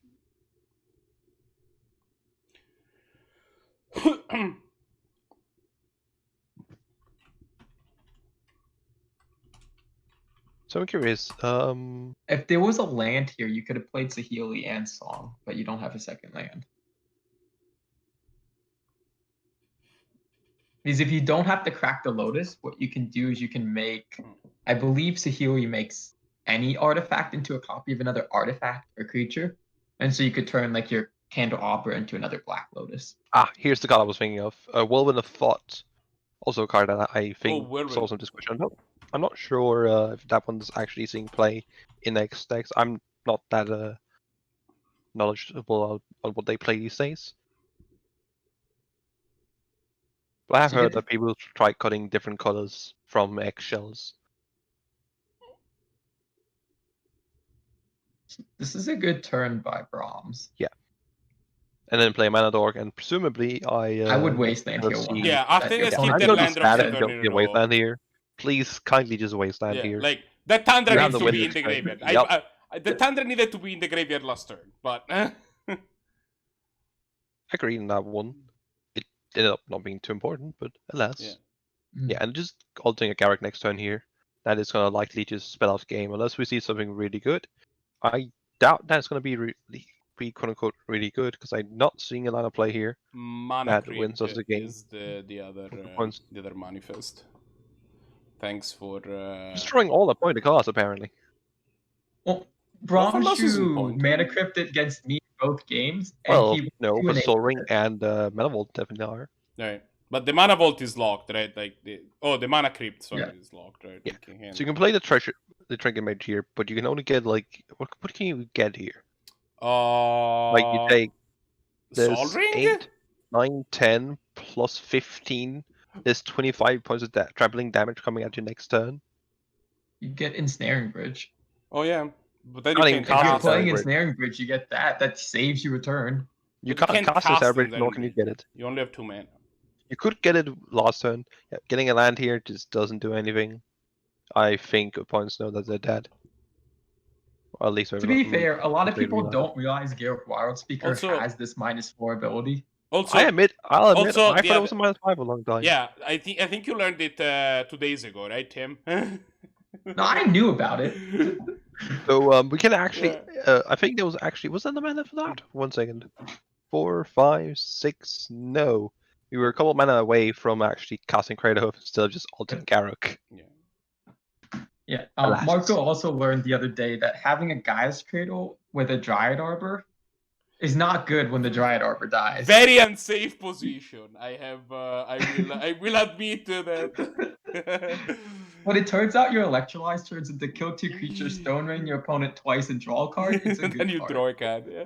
It is. It I was would a also problem. like to mention that you actually can't get ensnaring off of Trinket Mage. That's not how the card Yeah, I works. was Yes, about. this is also what I said, and we did know. I was about to mention that, and then we kind of moved away of the conversation. I think it was. No, I did actually bring it up. All right, there you go. See, shut up, JP. No, I'm kidding. Well, I'll go away then. No. Actually, stay around and do commentary so that I don't have to. That's the. Well, I see. Do we have any other games? This is Scott? just No, we don't. selfish, so that You, you my don't have- friend, No, I have really not don't. reported. That is the. I won 2-1. I won 2-0. Sorry, I beat Symbolman. Yeah, you didn't report though. It's like- God damn it, Tim. Disappointed. yeah. Not to Okay. be confused with disappointed, Before- which means the card is no longer pointed. I'm Before adding my this Nico. ends up devolving into me just Meme fest. no, I mean we've had the solid 5 minutes of like Team JP and I just randomly mentioning about random crap, and so let's go to the next round. Let's keep the tournament on the road. Actually, before we go to the next round, I will thank the players to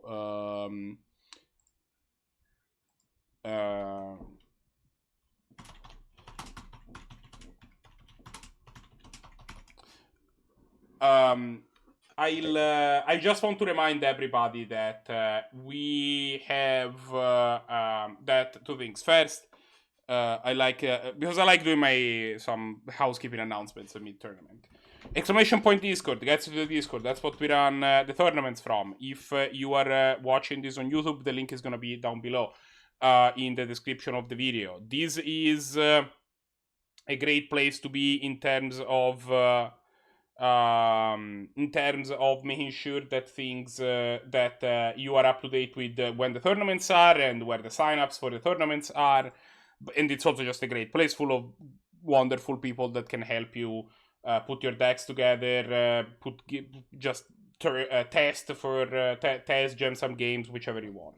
Speaking of sign up for the next event, exclamation point next event gives you the sign up Gosmith. It hasn't been next poll for the entire season. Come on. It's next event gets you to the sign up for the next event. It's already up on either hub. If you want to go and sign up, please feel free to do so. Finally, if you felt like subscribing, we would definitely appreciate it. Subscribing helps making sure that the tournament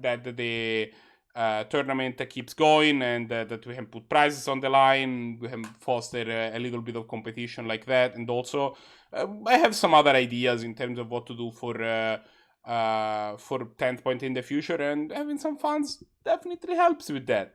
So let's go. With that said, now I'm gonna post the pairings.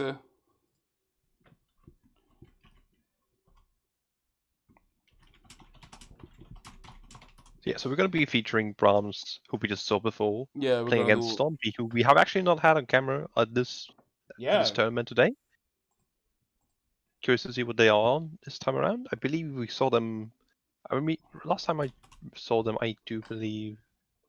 Yes, top pairing is featured. It is the only one with 2-6 points, due to the nature of how many playable. How many playables we have? Correct. We just have a bad steel pool. That's all. We're gonna have to play all 23 of the heads that we drafted that are on color. We don't have any heads. Painful. Even playing the bad rares and the vanilla bears. Oh, what a bad 2 at a giant sealed.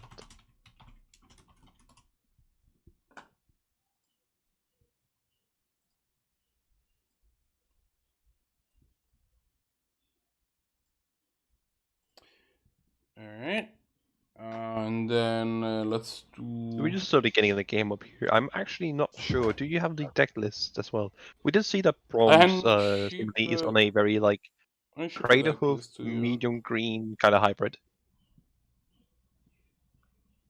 Which is a between of a ramp deck and a ramp combo deck, and a more just a full-on aggressive Stompy. Big creatures on turn 2. Let me ship you the deck list. The deck lists for these 2 players. Actually, I handle the. I'm gonna finish making everything. I'm gonna finish doing the layout, and then we can make that happen. Yeah. So let's see here. Oh, Stompy is on Morad again. We did see them on Morad, I believe, last week as well. I thought that was the AFK Nash. Oh. That might also have been the case. I am unsure. No, I think that this might be a new. Maybe they were. I don't know. I do believe Stompy was on Morad last week. We'll have to find out later. I think that's not too important at the moment. Yeah. What did you say, JP? Sorry. Let me boost your volume. This hand looks kind of suspect for Stompy. I don't know if I'd keep this. I actually don't mind it if you're in a draw. I can see keeping that. On the play, it's a bit worse. It's a significantly bit worse. What I don't really like is Goodpoints hand. That is a mulligan in my opinion. Ooh, see, this is why I would actually have kept the hand Yike. that Stompy had. But clearly they are on the play. A singular yike. Unless Goodpoints actually... Sorry, not Goodpoints. Brahms actually kept their hand. I am surprised that Brahms chose to keep that hand. It's a rather slow hand for I mean, if they ever get this Rakdos down, that's an also. Can I just say I hate that they just drew the perfect free drop.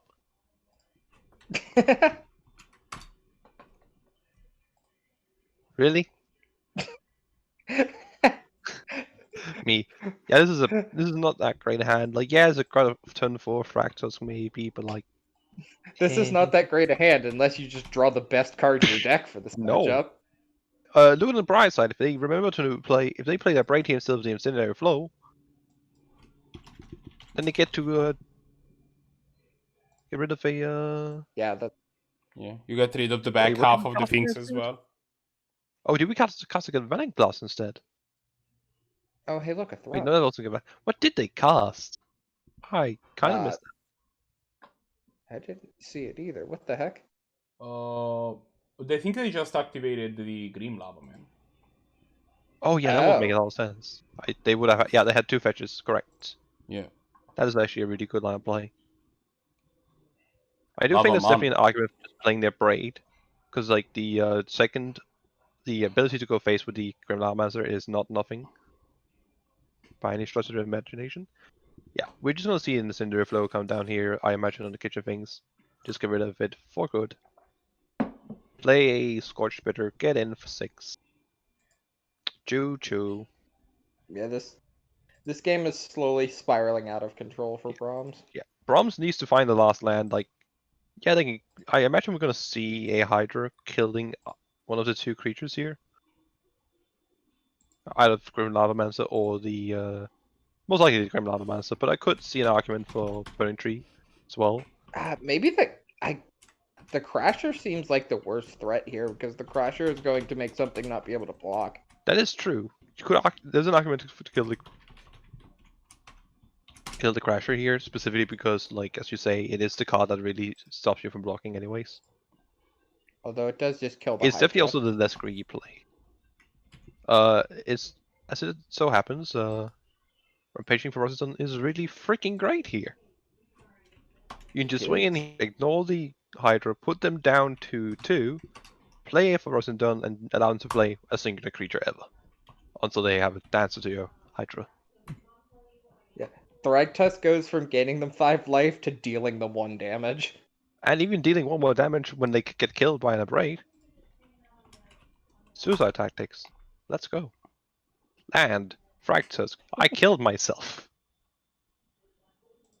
Yeah, that's just gonna be game. There's not really much you can do here in this board from Brahms. Like, this is what I'm saying. Like, you did have a slow hand. Like, when you drew out additional kitchen things, and that definitely took it from a bad hand to a really good hand, in my opinion. Because, like, that kitchen thing is one of the best cards in the matchup. Fractus is great once you get to the point where you have 5 mana. But usually, Red Deck Wins can take care of 1 mana dog to slow you down a bit, and something else. Quite a slow hand here. We have 2 tapped green sources. We don't have 2 tapped green sources anymore, which none could have made mana with Raphaelis. I do like this hand a lot better. Turn 1 Arbor Elf into possibly a turn 2 Tracker, and if not, Paradise Druid. Or even a Primal Might to kill passive 1-drop if you want to. Yeah, this hand looks like it quite solid. lines up a lot better. Yeah, I do quite like both hands here. Martin actually isn't the worst draw here with the Ravager. The 4th land is still relevant. Because you have a turn 1, a turn 2, and a turn 3 here. I am unsure for that plan of play. I think I might have leaned towards the Maniac. Then again, I also have knowledge of what the opponent has, so. Yeah. It's definitely not a given play, because, like, if you end up in a situation where they just have 2 more mana dogs, you will feel sad you played Galvanic Blast. But if you're in a situation where, like, they have turn 3 kitchen things, you also feel sad no matter what, because they have kitchen things. In general, like, the downside of playing a Galvanic Blast on a turn where you have no threats in play to kill a mana dog is that is not a turn you're using to attack. You don't have a threat falling off. Maybe if you had like a Haster that could come down and use that turn of no free drop being there on board, then you can actually use that to your advantage. But by just going turn 1, kill your mana dog, you're not really slowing down the green deck as much as you think you are, because you're not using that time to kill them and to hurt them where it matters most, the life total. Let's see here. What do you do here? You can either go Mountain, play the Ravager, and just call it a day, or you can attack here, hope they block with the Tireless Tracker because they are mad, so you just get to save a point of burn. No, it seems like we're just going to see Mountain. I imagine we're just going to see an Andrew Savage here coming down, which is going to get punished by the Primal Knight, which is then in return going to get punished by a Fire Blast out of nowhere. I imagine this is a line of play we're going to see. Yep, looks like it. A lot of people getting punished by other cards. This is. We see Primal Might being played on the Paradise Druid. So I'm curious to see what choice we actually is going to get made here. Because if they target the Tireless Tracker, they're going to get punished badly. And if they choose the Paradise Druid, well, they're not going to be able to keep the Paradise Druid alive. So imagine. Oh wait, what in the world? Oh, we're going to tap the Paradise Druid to still cast the Boral Druid, I imagine, and still. Yeah, this is this is gonna be a real bit of blowout here. Oh, no Fire Blast in response. What? Stompy, my friend, Stompy. No. To be fair, No. Stompy has 3 lands, and Fire Blast was gonna set them back quite a bit. Brahms said they didn't live. I don't know. I man. still think it was correct because you can play a creature, and then you have one unknown and a land in hand. You get to play the land, and you get to play does had a munch. Yeah. And if you draw a 1-mana spell, well, you get to cast that as well before. I think keeping that Ravagem alive and still killing the Tireless Tracker is way more important than keeping 2 lands about. Yes, the Aggro Creature is quite a good card, but I don't believe it's good enough. This might turn out to be, due to the power of the Aggro Creature, be fine. But next turn you're gonna have so much mana and just nothing to do with it, which is one of the worst positions to be in as a mono red player. It's kind of insane that Uncrop Crusher is a card as powerful as it is while being Oh, yeah. Like, this card is very simple, and it's an I would argue it might. uncommon. I could see an argument for it being the second best 3-drop in the deck, just could- after Ferocity. Well, Sulfuric Vortex, right? It's, That's an interesting choice there from Stompy. I would have just played a Telemarch Maniac, quite frankly. I think Yeah. keeping your 2/2 with Prowess alive is better. And your opponent, yes, if they do play a land, they get a Clue token, which is great for them. And definitely makes a lot of draws, Who? double amount draws. It's Better. time for the big You could also manas. Ah, yes, tap the Mana Vault. I dare you, fucking coward. In response to Mana Vault, tap Mana Vault, untap Mana Vault. Value. Yeah. I do like value. So here's the big question: are we gonna see a hard cast Fire Blast this game? Place your bets, folks. See, this is where I really would have liked this Telemunch Maniac here. Like, it attacks really well into a Paradise Druid. Same with the hard fire. Like, you would definitely have the downside here that, I don't know, you have free hard fire. Something. I guess like the worst case scenario really was just your opponent hitting a land and then cracking a land and then playing a Kitchen Finks. Which is good. Don't get me wrong. But I feel like really, to me, it really comes down to the choice of do you Fire Blast the Tireless Tracker? That was really the choice. Like, so the moment we're presenting 4 damage, so that puts Brahms at 9. Likely we have an 8th damage in the form of the Devil token currently. The Telemunch is gonna get blocked likely by the Boreal Druid. And then the Aggro Crasher could remove a Finned Horn Elves, but there's not really a reason for it. Doubt we're gonna see the Paradise Druid trade with the what is it called? Sergo here. Likely just gonna make that trade there. You don't want to block the Devil because that's. You could block the Devil really if you wanted to, if you feel like the mana's not important. But I think they decided to trade the Finned Horn Elves for the Devil token. Go down to 11. We're gonna see another token made here, and probably just a circle going back to hand.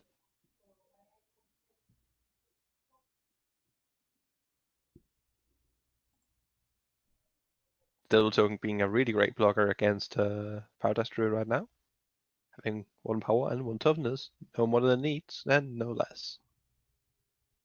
So what can we get here? We have 3, 4, 5 mana.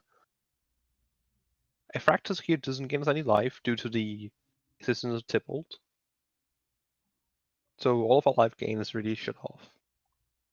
So that's not the route we're gonna be wanting to look on taking. More likely we're gonna want to see what kind of like threat can we get here that's gonna seal up the game. Maybe something like the Gearhulk and make an 8/8. That's an option. Just try and race them. That's gonna turn out to be a folly. Especially with a Fire Blast, and I believe actually exact lethal if they just get a threat, that doesn't really impact the board too much here. Because Fire Blast puts them at 6. And then Sergo plus Crasher plus Devil, and then removing whatever blocker they get, assuming it's only one body. That is lethal. Does Whisper Heart, is it EUT? Or is it beginning? It's end of turn. Yeah, I do like this line of choice. Killing the creature here before it gets to just come up the board too much. Sadly, you can't really keep the lands around to the Fire Blast around to pop them for 4 and then hit the exact seas now, unless you draw something like Lava Rift, which we do not see. That Fire Blast has had like a saga through this game.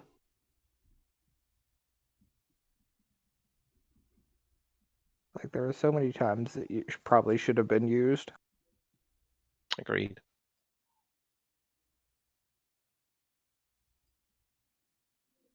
Yeah, and we're just going to see Helicopter and then follow up with a Sergo most likely.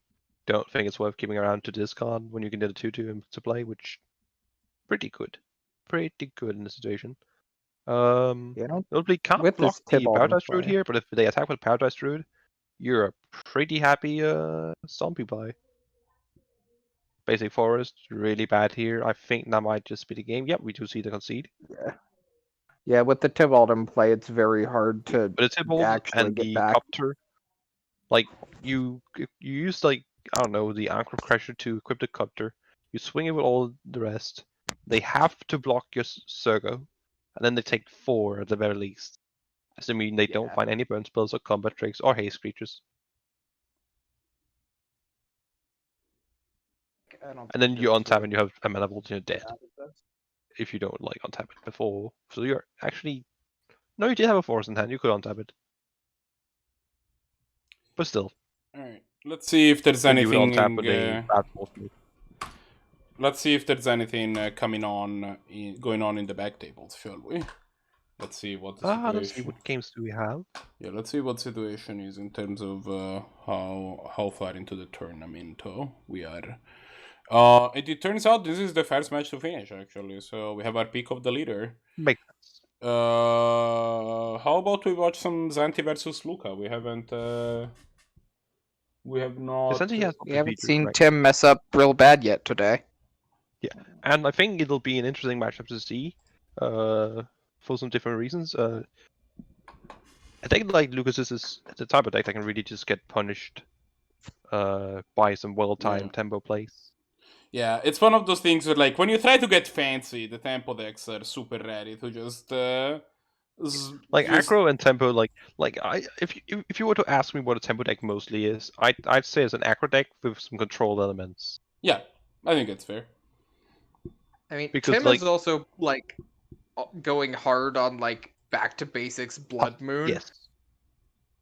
As well as just having a very low curve. Like Blue Red usually has a very low curve for a tempo deck. But he has like outside of like a couple like free drops, it's mostly 1s and 2s. Yeah, he has Yeah. like I think he's playing like Jace the Mind Sculptor and Crackling Drake as the lone 4-drops in the entire deck. Yeah, I think that's. Well, we're about to see the Neve Mazet himself hit the table. The Neviest.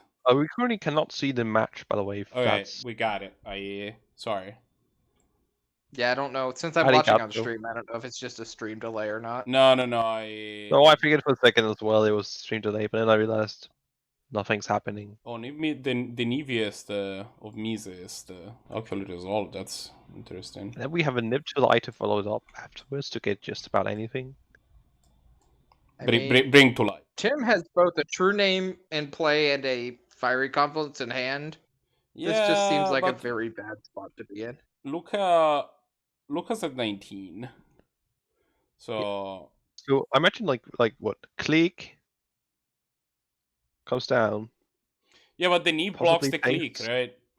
the bring to light, I imagine. Then we have fiery conflux plus the true name. That's 9 points of damage. Put your opponent at 6. Doesn't put them at 2 turns currently.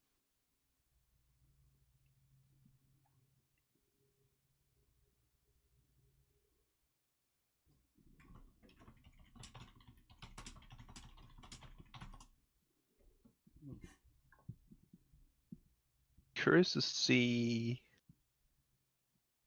if they talk to themselves actually. I don't imagine they do, but like, no, they don't. I think They you should put the maybe. Bring to Light on the bottom. Like I feel like am- Bring to I Light. agree. Like, Fallen Shaman's too slow, and you can kill it with a Grim Lava Mancer if you get anything in your yard. Opt is a cantrip, so like, you're kind of like letting them cast their cantrip for free. Remember that's real good here. Oh yeah, it is. The only downside of that is that if you leave it up, well, suddenly you're not casting your Fiery Conflux, which admittedly you don't need to do right now, but you don't have the ability to activate the Lava Mass at the moment. I mean, you just There was- like if you really want to activate the Lava Mancer, you can just Correct me here, and I'm not saying this is the smart choice. Fiery Confluence is only the opponent's creatures, correct? No, it's everything. Fiery Confluence, yeah, It's every is every creature. Never It's mind, just, then I it's take just back. a wrath. Yeah, then you definitely do not deal free to everything after attacking with the Direct League and hope Yeah. to kill up that they miss it. Definitely not worth it. It is either each opponent or each creature. Those are the Yeah. modes. Ewood here, definitely not a bad card to have available. I think Like, it we're just seeing the can awkwardness of probably Lucas mana base here, Rakdos. like, Yeah, I This was is a trying to process play of playing Niv 5 deck card. the other day, and like the mana base just seems real. Like it's the worst part of the deck, I think. It That's hurts not me. particularly surprising. Five color is a lot of color. it's arguably the most color you can have. Yeah, it's Nah, you can also throw Colorless in there somehow. and they're 5 color just plus have five What colorless. kind of colorless did you and- not understand? And you can, and then you can also have a deck that cares about deserts somehow. So that's your 7th color. And Snowlands. That's not Yeah, really a and color It's either. your Afterlife. think That's like once you calling want- goblins a color. Once you have reached that point, I think that you're forced into playing like 76 lands or something like that in your. You're while we're forced at it, we into might playing well like be legacy playing lands games. because it's the only way you can support anything.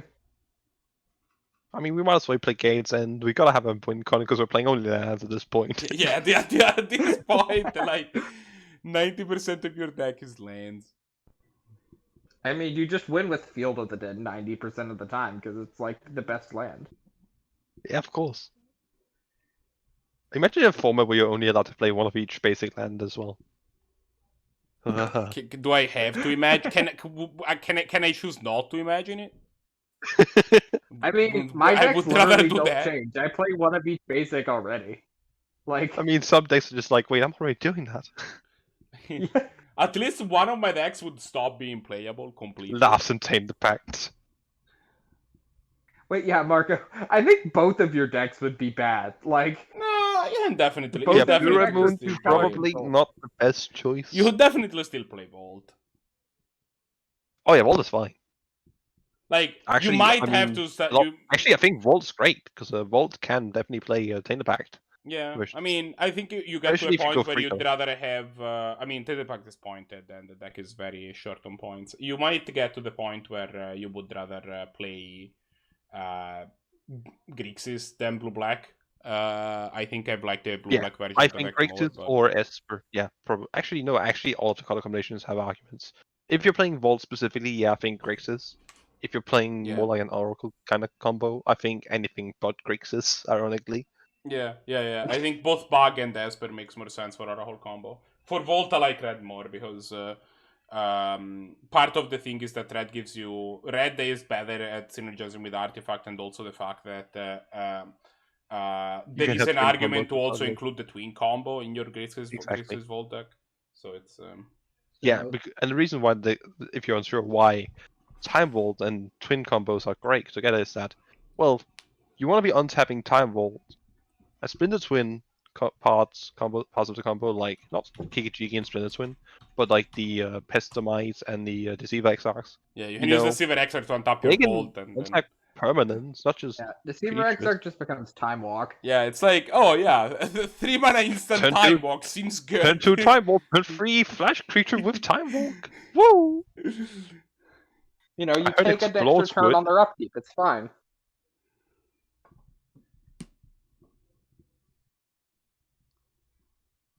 Comp does extra Hey, and turns next on, turn, I'm like, a upkeep just work. imagine this curve. Turn 1, whatever. Turn 2, Time Vault. Turn 3, untap Deceiver Exile. Untap my Time Vault. Tap Time Vault. Take an extra turn. Next turn, Splinter Swing. I'll now take infinite turns. Your opponent has taken 1 turn the entire game or something. You've taken like 74. The opponent's just sitting there like, you Wait just a kill me with second. infinite Time Deceiver Vault, Exile. We're Splinter taking Twin, infinite Deceiver turns. Exarch actually goes infinite. Yes, you don't even need the time vault. You That's the joke. No, but I mean, like, you could just do a bad combo where you take infinite turns instead. Exactly. It's brilliant. Brilliant. I It's want stupid at someone to least, do but that No, in a it's game of fine. Magic. That is useful if they have. If you're going off with the Cyber Exarch, that can still be useful to beat them having a soul system. we're playing. Because, Look, like, we're you just playing can't- around. You We're can't. playing around rampaging Ferocidon. No, I mean, if your opponent controls Souls Attendant, No joke. you literally cannot kill them with the Cyber Exarch. That is just not a thing. We're playing around the Rakdos charm. That's why. Look, I'm making fun of it, but I've seen people play it. I've I mean, died Rakdos to a Charm- Rakdos Charm Rakdos before. Charm is not It's the most happened. embarrassing card. No. But ironically, the fact that it isn't the most embarrassing card is kind of embarrassing in a way. Kind of The weird. fact that otherwise, the other thing is your opponent could have a Circle of Flame. Fiery Confluence. Oops, all kill you.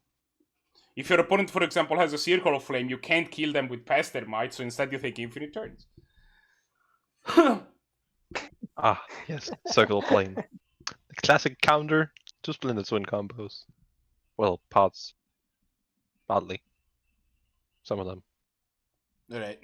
Zannty has managed to triumph That's a while we were talking about Circle of Flame. Let's see if there's anything else going on. Wait a second. I didn't Yeah. know this magic card existed. Oh, if you like Circle of Flame, I have a doozy I'm gonna put on screen for you next. Do we have any matches left? I think we do. We should have still Blahguy versus Symbolman. Yeah. Which is good because we had not even seen Symbolman at all. I didn't even know they existed.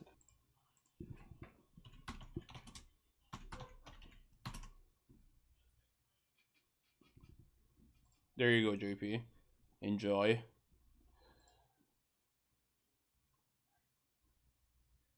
Wait a second for the stream to catch up.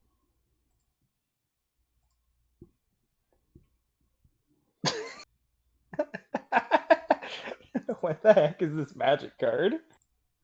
Which Uh, one? Raking Canopy. After Twin got banned and people were trying to play Kiki Jiki with the Restoration Angel, I've seen people sideboard this card in Modern. It was like, well, good luck winning with Restoration Angel. Nice infinite Restoration Angels you have over there. What That's card so do people good, sideboard in? Wrecking Canopy. Raking Canopy. Modern staple, Raking Canopy. I wouldn't go so far. It's probably like $1,000 though, because it's from Lorwyn. There's no way. It is Too 62 cents. It's an uncommon. 62 chairs. 62 chairs, yeah, exactly.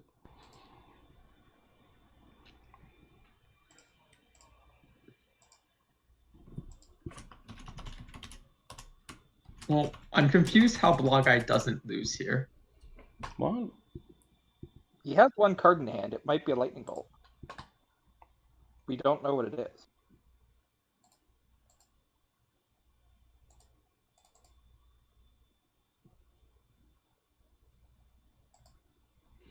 Blahguy is up a game.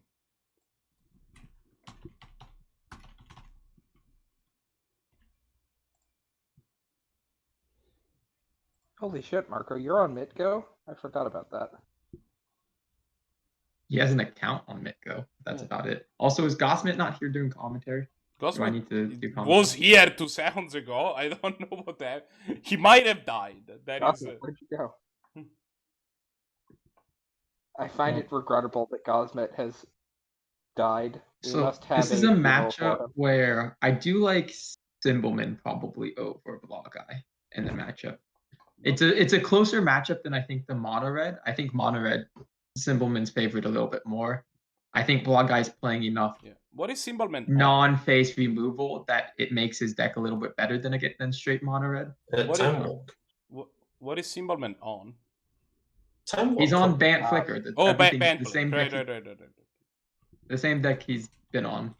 for the I don't last think bit. it's non-combo Bant Blink as well. I think it's just Blink and not Kiki Blink. It's time. It's combo. It's Time Walk Infinite combo Blink. Like I'm Oh. imagining it's the same deck he's played the other Yeah. weeks, and it's the same deck. He may make one or two changes, but it's the same core deck. Yeah, it's the same archetype. Also, Tim, now that you're not in game, I'm still arguing there should be a Siege Rhino in this deck. You know what might be worth doing? And by worth, I mean a complete and total waste of time, naturally. I'm Going down through for it. all What of the 10th-point streams and just seeing how many times have we explained the Time Walk combo. Probably a lot. We should just have a Time Walk combo up on the top of our screen and be like, increase the Time we Walk just need combo. We would have a time walk. just know We it's would the have counters off like that one. have a time walk combo command. Like be like, exclamation point time walk just tells you how. That this might is actually be worth considering, as much as I hate admitting that. That's kind We of have- funny. Dang it, Set now up we the need ability. to make a Time Walk combo command. Like, people in chat are using the Time Walk combo command. So it looks like they're probably starting a new match for time, which Yeah. makes sense. I They were both fairly low on time. We're watching the new match. Oh, I see a I see a piece. few cards in this hand from Blahguy. They look decent so far. There's a lack of creatures though, which I'm disliking.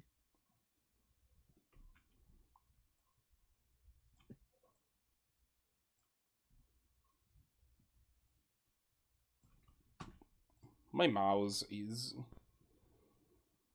one of the biggest pieces of garbage that humanity has constructed.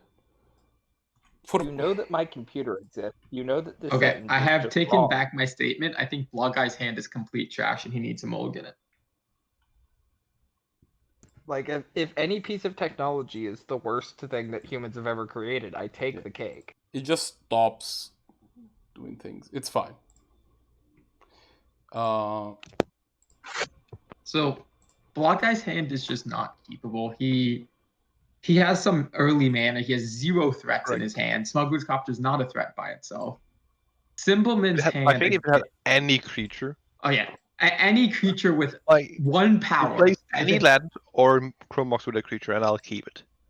Yeah, Symbolman's hand I also dislike since Yeah. it Wait, it just was a he one-lander? doesn't he needs to hit his land drops. Like if he had It's a second one-lander, land, and the land he has is in need of dual land. yeah, it's he doesn't have any I mana. mean, if both players need to keep mulligan. this hand, like, they're probably if both players keep these hands, they're They probably both very mulligan. well matched up against each other. I think Blahguy's way favored if that's the case.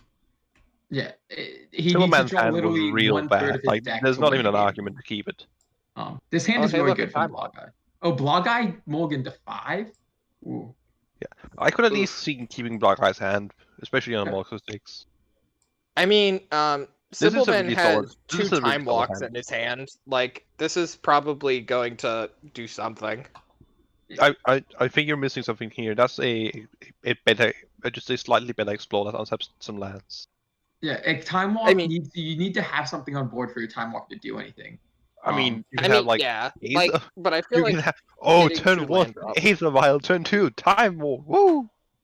you get your Aether Vial on 3 though. The value. Value. I do think Symbolman's hand's probably a keep. Because otherwise he's going down to 5, right? Or maybe he's already on. Oh no, I'm 5, right? keeping That's how that mulligans hand. work. Like, not even a question. Both players are on 5. I think both players being on 5 favors Blahguy. I disagree in this scenario, actually. I mean, just I not knowing hands. I think both players agree. on 5. In general, yes, I would agree. The fact that there's a wall of omens makes it a lot worse for Blahguy. Wait, and this no, I drag- think. Wait, was Blahguy down to 4? No, he was down to 5. He was on the play, so he played land and Direware. Cool, right? But didn't he have a wasteland? He So he kept put that back. Badlands. No, he kept polluted Delta. He kept Technically 2 Mire. colored lands Fire over. Blade He Office. kept collective brutality over over waste. Oh, he had collective brutality initially. Okay, that's why. Yeah, Yes, he I mean, originally Blahguy did have, like, kept Time Walk wasteland, here. and then he decided that he wanted brutality over wasteland.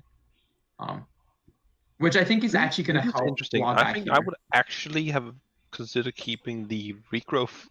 I think it's incorrect, but I think I would consider keeping the regrowth over land. I probably would have kept regrowth over time walk.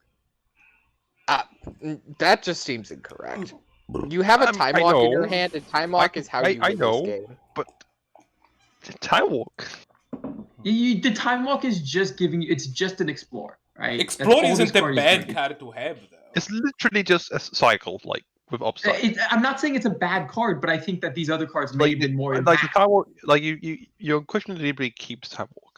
I will Like, say it's- that one of the things that are one of the things that I think makes the Time Vault worse than Explore is that you can get an Explore with a giant Yargle in the art now, which is definitely cool. I mean, Wizards, that's you fair. cowards! Print a secret It's, lair that has time walk, but it's Yargle. It is going to turn out a little unfortunate for Symbolman because his wall is going to die here, which is going to allow damage to start getting in more. Is it? How? Yeah, I you're guess going to Well, attack, see you're going to what block, Wild you're going to Stage hits, brutality. actually. Oh yeah, brutality does things. Brutality does things. Ba, ba, ba, ba, ba, ba. Not even like I think it's collective, more just important brutality. to me, actually more important than killing the Wolfhomes is firstly seeing what I hit up the side of the stage. Oh yeah, you definitely Hitting a cast light up the mountain stage first. means that I'm fine discarding this with land then. Yeah. You although it Then is again, awkward you because your double spawn black is not. spawn if that's the case. I That definitely you think you can't kill the do wall here. things. You need to start dealing damage. Your opponent's already at 13, right? Like And you want to set up your spawn of mayhem next turn if you keep the land. Yeah. Which means I think your brutality just kill the actually wall here. I think that's an argument that if you keep the land, you don't kill the wall. I don't think so because then they play any other creature and your spawn. I guess you still play your spawn, but like I think the kill- line of thought is that if you keep the land in hand, then your game plan is to go all in on this spawn and just hit them in the air, and then just throw away anything on the board you don't need. Rakdos to the comes down at plus- some point here, which is going to be very unfortunate. It's not that bad. It's 5 life, and then it's a threat that you can survive. Yeah, I think just killing the wall is correct. I think you still kind of want the land. You want the Enough. land because you want to cast spawn. Like I think that's. I mean, you- there's also the fact that you can cast spawn for 3. But you But can't. I You don't have guess double you need a black. second black doors. You need to Yeah, keep that's this true. land for spawn. And so I think you keep the land, but I think there's an argument about what you do, right? So Gosmit's saying that you don't kill the wall, you probably either drain them or look at their hand. I still think you kill the wall. I think I think your plan is still to win the game in the air, but I still think you need to deal more damage on the ground. I don't think you're done like dealing killing the damage. wall is an arguments for extra that free as well. 2 damage. I think Like- specifically because you drew them, you found the spawn of mayhem. I don't think you can allow yourself to discard here. Yeah, You I wanna don't be think you playing can that next turn. discard. Blahguy looked at his hand, at Symbolman's hand, and got sad Yeah, and didn't get to play anything. with your opponent having 4 cards in hand, I think like we know it's wrong, but like I think that's the worst I think it's mode to absolutely. do in I this think situation. if you don't go for the kill, that's like the one other option. I don't like draining here. Like it's not That's worth fair. playing I with don't. the I don't first. think draining's good. I think the other 2 options are the best 2 options. Agreed. But I do think that I want to kill the wall because I want to just start dealing damage, right? Like now you can't even attack at all. Like This is why I was saying like if you don't play it, like I'd rather just probably keep it around to kill a knight if anything. This is quite a good hit though with the knight and now the fractures coming up next turn. yeah, Civil the Land going Knight of really Autumn is freaking very well There's a here. lot of life. To be honest. Definitely not a bad matchup once you get to like these mulligan to 5 hands because you just have more powerful cards and you just like on their own I mean, and more ways to once just the life find gain the right card cards. down, the blink deck will just like run away with the game. Yeah, like in general, aggro decks will actually be the ones who want the least mulligans in general. Because Yeah. what aggro decks do still requires a lot of cards. Like, if your opponent has one card in hand, and like this, extreme situation, you have one card, your opponent has one card. Well, after I'd mulligans rather for some be like reason. a mid-range deck than an aggro deck. Exactly, or yeah, probably just a mid-range deck. Mid-range decks, I think, are the ones that mulligan the best, because most anything they have is going to be relevant. I mean, the Depending on, other like- thing about mulliganing though is if you mulligan to a low amount, you might stumble. And if you're an aggro deck and your mulligan is not, if you still have some threats, like early threats, then your opponent could just stumble and you have the opportunity to kill them. I mean, yeah, but like a mid-range deck also has a bunch of removal and stuff. Like, I mean, I you think, get to like stem the bleeding. I think that in general, the less your cards are synergistic, the more your cards tend to stand for your own, tend to stand on your own.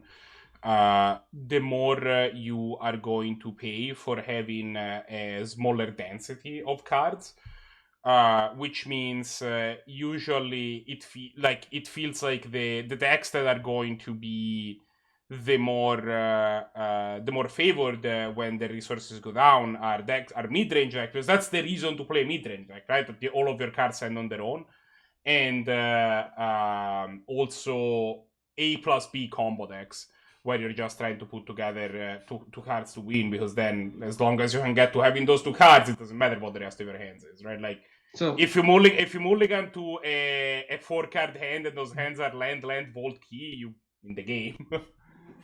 Yeah, like Constant.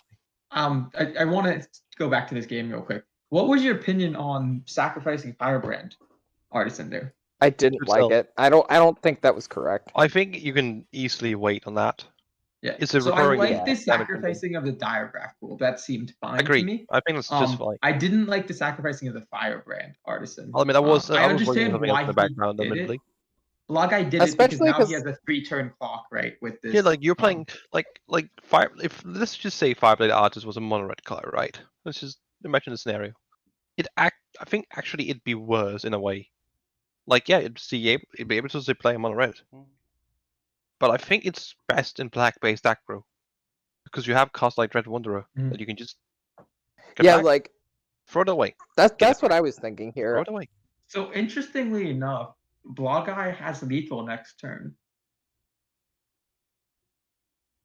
Yeah, if Simpleman just draws another land and the board state doesn't change, he can win this. I believe Dread Wanderer is that should be lethal. Yeah. I still Really don't like the Wanderer, if sacrificing I'm of the Firebrand wrong. Artisan because you can do it the next turn, right? And it's like it's not a huge deal waiting one turn. Especially you're because not- Dread you're not afraid Wanderer of, like, can just removes, but do 2 just- damage every turn. I mean, you can't argue about Dread Wanderer because you don't know that you're drawing Dread Wanderer, right? Oh you yeah, I just guess have the that's up information to on you. the board. Never mind, yeah. And so I don't think you sacrifice it because like it's easy if you draw nothing, then you're like, okay, I'm gonna sacrifice it this turn and now present lethal the next turn, right? Yeah. 5, 6, 7. Yeah, so Simpleman has 7 So- damage. It was actually interesting that Simpleman I don't think was supposed to attack with Native Autumn the turn before. Because by attacking with Native Autumn, that made the spawn 1 power bigger to present lethal, right? Yeah. I guess it may not have mattered because he would be at 5 and going to 6, so it would have been lethal anyways this turn. Because Simpleman is not going to 0 this turn, he's going to -1 this turn. Yeah, Spawn gets like 2 bigger because it deals 1 and then gets a counter If you're on it. Blahguy here, you just block Thragtusk and you're like, look, you have a remove a spell on my spawn or my spawn kills you. And that's how this game I works. don't think that card can block. I don't know, Dread but I Wanderer don't can think. block, it enters the battlefield tapped. Oh, okay. I don't know. All of them are like the same to me. Can Gutterbones block? I don't know. I believe so, but I'll check. I think it enters stopped. It either enters Yeah, I tapped think or you're can't right. block. That's how it works. It enters stopped, yeah. Okay. Yeah, none of these Makes sense. recursive black threats can block the turn they come into play. Some of them just can't block, period. But at the very least, there is some. Spawn of Mayhem is such a cool magic card. Wait, we just saw skip through the attack. Was that a misclick? Which would be very No, unfortunate for Blahguy. Red Mage, kindly remind me how you set up a command. Exclamation that- point, adcom, exclamation point. Oh shoot, no, it's too long. The message is too long. Ah. I'll make No, it shorter. if that's what just happened, I hate life. Like this game just got won by a misclick. So Simpleman conceded. So Simpleman did the stand-up thing. He conceded. Oh, cool. That's So good it sportsmanship. cuts off around here. Yeah, I think I'm with you, Tim. MTGO just has its flaws. Okay. Yeah. You are. I mean, MTGO is not a great program. It has its mistakes. It has its problems, but it is what it is. The stability, like the program used to be very unstable. The stability of the program has improved a lot in the last several years. So props there. It does. I mean, MTGO did cost me a game and possibly the match. No, I mean. So I skipped through. So I yielded through my opponent's turn, and it yielded through both my opponent's and my turn. No, that's my point. That, like the program has become a lot more stable, but the UI still is very counterintuitive. Yeah. That is the. It wasn't that it was counterintuitive. It just screwed up. Like. Yeah, it just didn't work the way it was supposed to. I yielded through my opponent's turn, and it yielded through both my opponent's and my turn. That's not a confusing AI or UI. Yeah, it has some troubles with lag in inputs. So an F6 for this turn can become an F6 for the next turn. It still has a couple of those not quite working. Yeah. Marco, your sunglasses are baller. You could just make the command /time walk. Alright. Actually, you know what? It's still too long. Time walk is too long. There you go. No, specifically the text that's related to it is too long. I'm trying to like explain the combo in a short and condensed way. Just have time walk 2, time walk 3. Well, you can just have time walk plus ephemerate plus eternal witness. That does not explain how the combo works at all. It does though. No, it just explains what cards are. Like, yeah, you think these three cards, figure it out. Like, what the hell? I think that one's easy enough to explain like each time, but I think it's specifically the Spellseeker lines that are interesting to explain.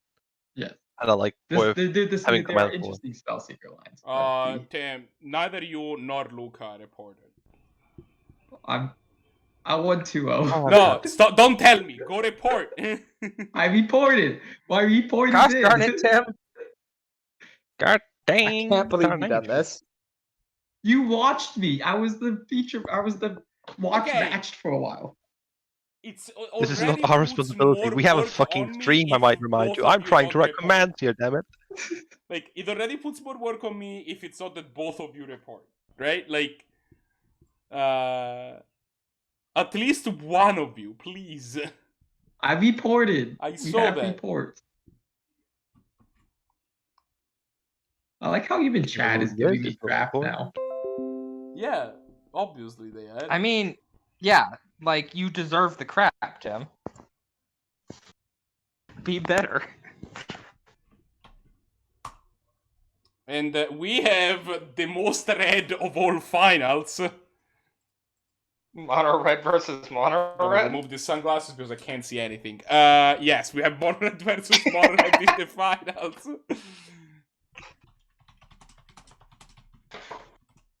Sparks are flying at this heated battle. Literally heated battle. Okay, so we're gonna go here, and that's gonna be WolfgangClouds. He has multiple clouds. Be scared. Those are both gonna be here. I'm gonna wait for them to start sharing their screen, which hopefully they do momentarily.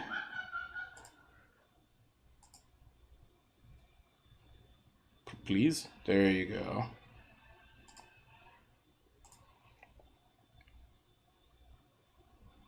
And then Stompy just left because reasons.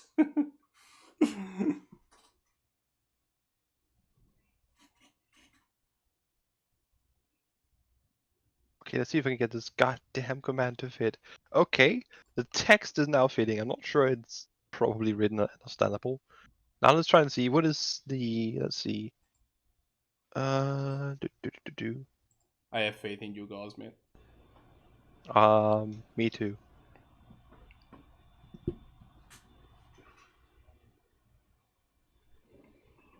I will look up the command so I don't mess it up. Like I may or may not have done before. Yeah, so we have a mono red finals here. I think this is, in my opinion, one of my favorite matchups actually to play as a mono red pilot, because it's really a test of like the classic who's the beatdown and how do I navigate this scenario, depending on what position I am in. Some games will end up being who can get in like exactly the right amount of damage, but I think the even more interesting games are the ones where you have to like really prioritize when do I put my shock on their 2-3, sorry, the 3-2. When do I go face with my shock? When does anything go where? Do I play my do I play this 2-drop first? Like the Eidolon or the Ash Zealot here in hand, for example? Like how to curve? One card that isn't that great is Price of Progress, which is basically just a mulligan card. It's gonna deal 2 damage to each of you, if that. Pretty much, yeah. On a good day. On a good day, yeah.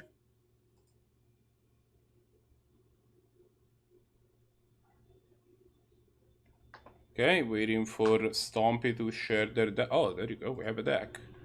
Well, kinda. We still have this bug where the window gets a little screwy when it's not selected, but it's gonna start working fine momentarily.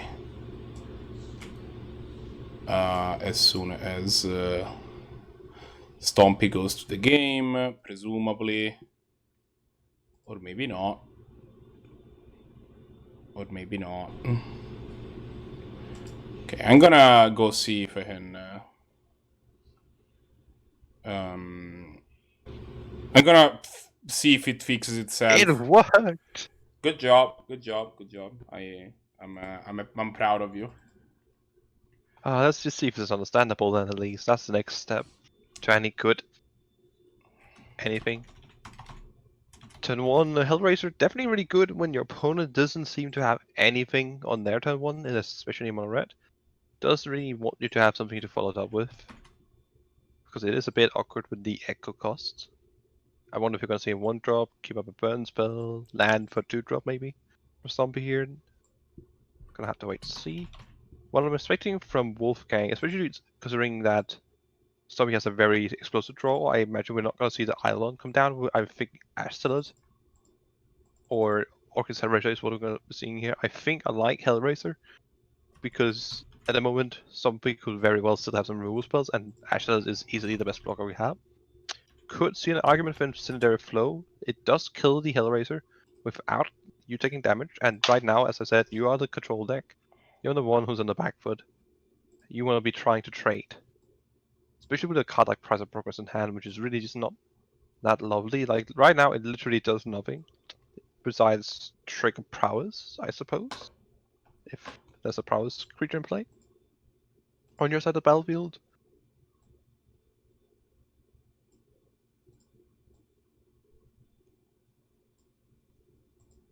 Cosmit, people are yelling at you for the time lot command for the command. Also, in at least one case, you brought ephemerate instead of ephemerate.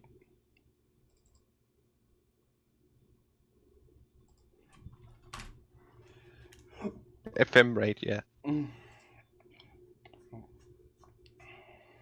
True Green's Unseen if does actually do it. Good point. showing just how much experience I do not have with that combo. Tibble there, alternate odd. This is my own deck, isn't it? I'm gonna beat you with your own goddamn deck list. I don't think it is. I imagine, as far as I know, I think Stompy is on the budget. So I think at least, if anything, it's a budget version. Might be wrong. Yeah, Tibble here, just coming down, just trying to make some devils. It's gonna cost you some life, considering the Rampaging Frozen Dawn here in play. I could see the Frozen Dawn going to face, but more likely it's probably gonna kill off the Tibble here. Set up a better wall state.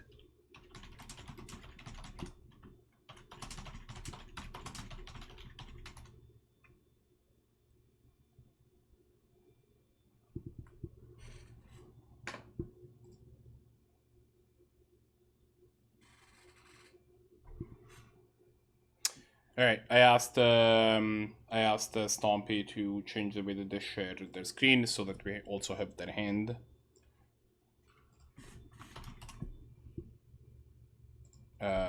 Because as much as MTGO,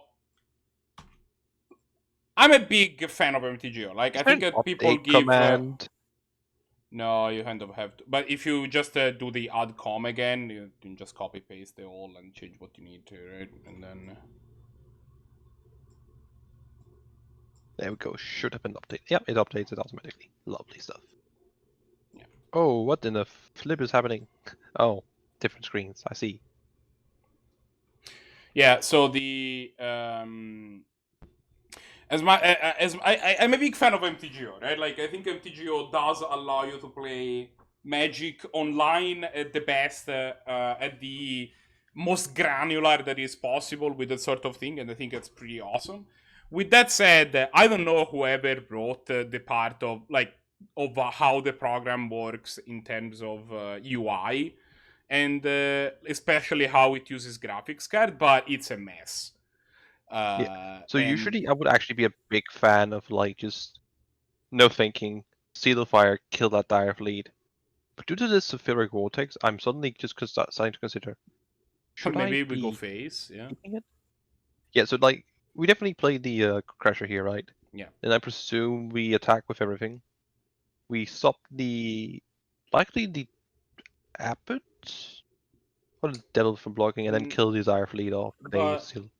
Oh, right. That forces through at least 3 damage. Right. And then makes them trade the Ancro Crasher. Yeah, they have to trade the.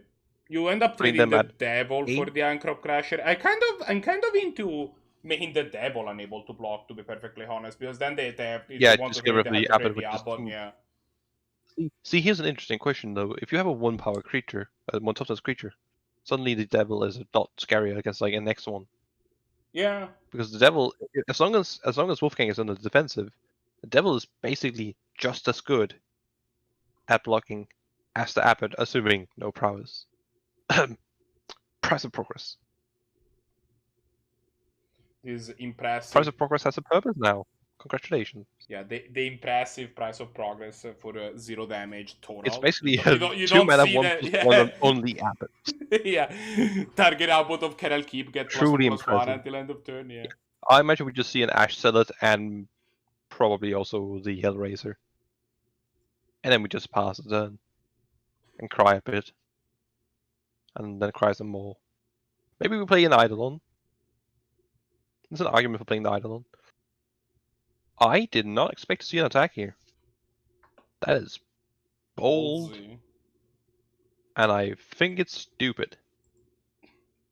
Okay, that's here's what happens. Much. You go down to 4, you take 2 on your turn, and say they attack with both creatures here, you're just literally dead on board. Now, are you winning this game most likely? No.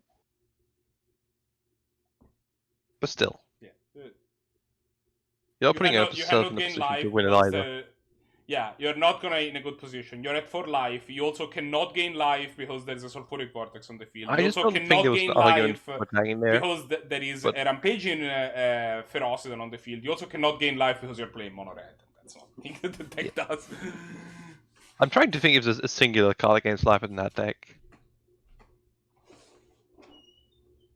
I'm failing to find anything.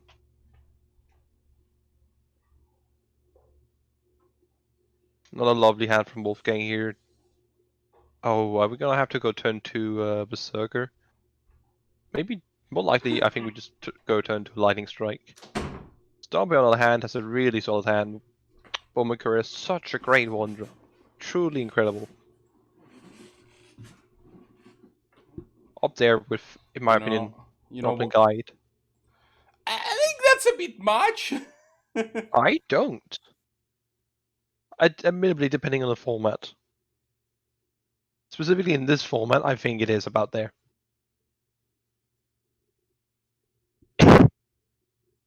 Searing Blood, quite good. Gonna see a Carousel coming down here afterwards, most likely.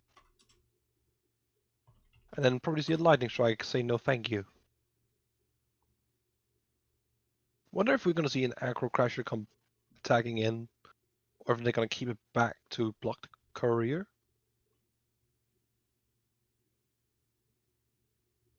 I do like attacking here personally, because of the Berserker hand. Try and raise, hope they don't have too much. Now a Searing Blaze and a Falling Wrath is gonna make you real sad here. Dire Fleet as well. If you find a low land, that's Dire Fleet plus a Lightning Strike. Yeah, that's. And you already have, yeah. This is just Stompy games. This is just a Stompy's going slaughter. to dominate. Like, yeah, this is game over. And Stompy's up on game 2, right? So Yes, this is gonna be Stompy match? did win the last game.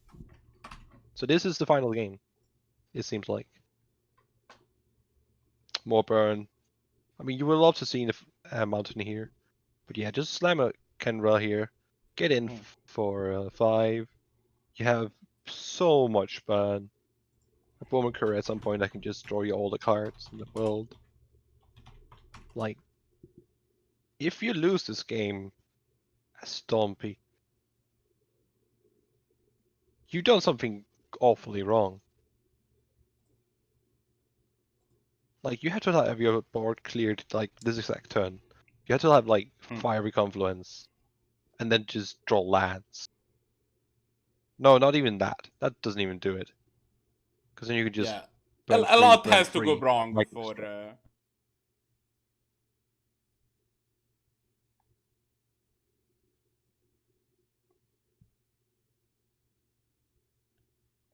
Honestly, just let the Bowman Courier die here. Just go face. Hit them, put them down at 2. I yawned. I know that If that they was a even weird blocked. sound. Honestly, I don't even think they blocked the Bowman Courier here. I think they just blocked the Falcon Wrath. Scaring the Bowman Courier here. The 1 power more important. Again, doesn't matter. Just 5 mulligan to 5. Just drawing all of the lands. Like, frankly.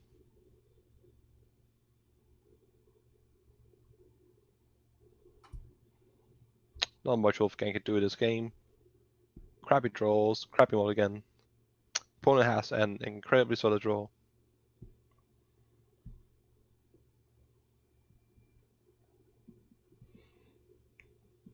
Not to be rude or anything, but I think we should be looking at a next game to be featuring while we see the conceit most likely coming up on the screen here in a moment. Yes, there it is. So Stompy is going to be your week 6 winner, season 7. Yeah, that's going 4-0. Good job. That's it's always exciting to see.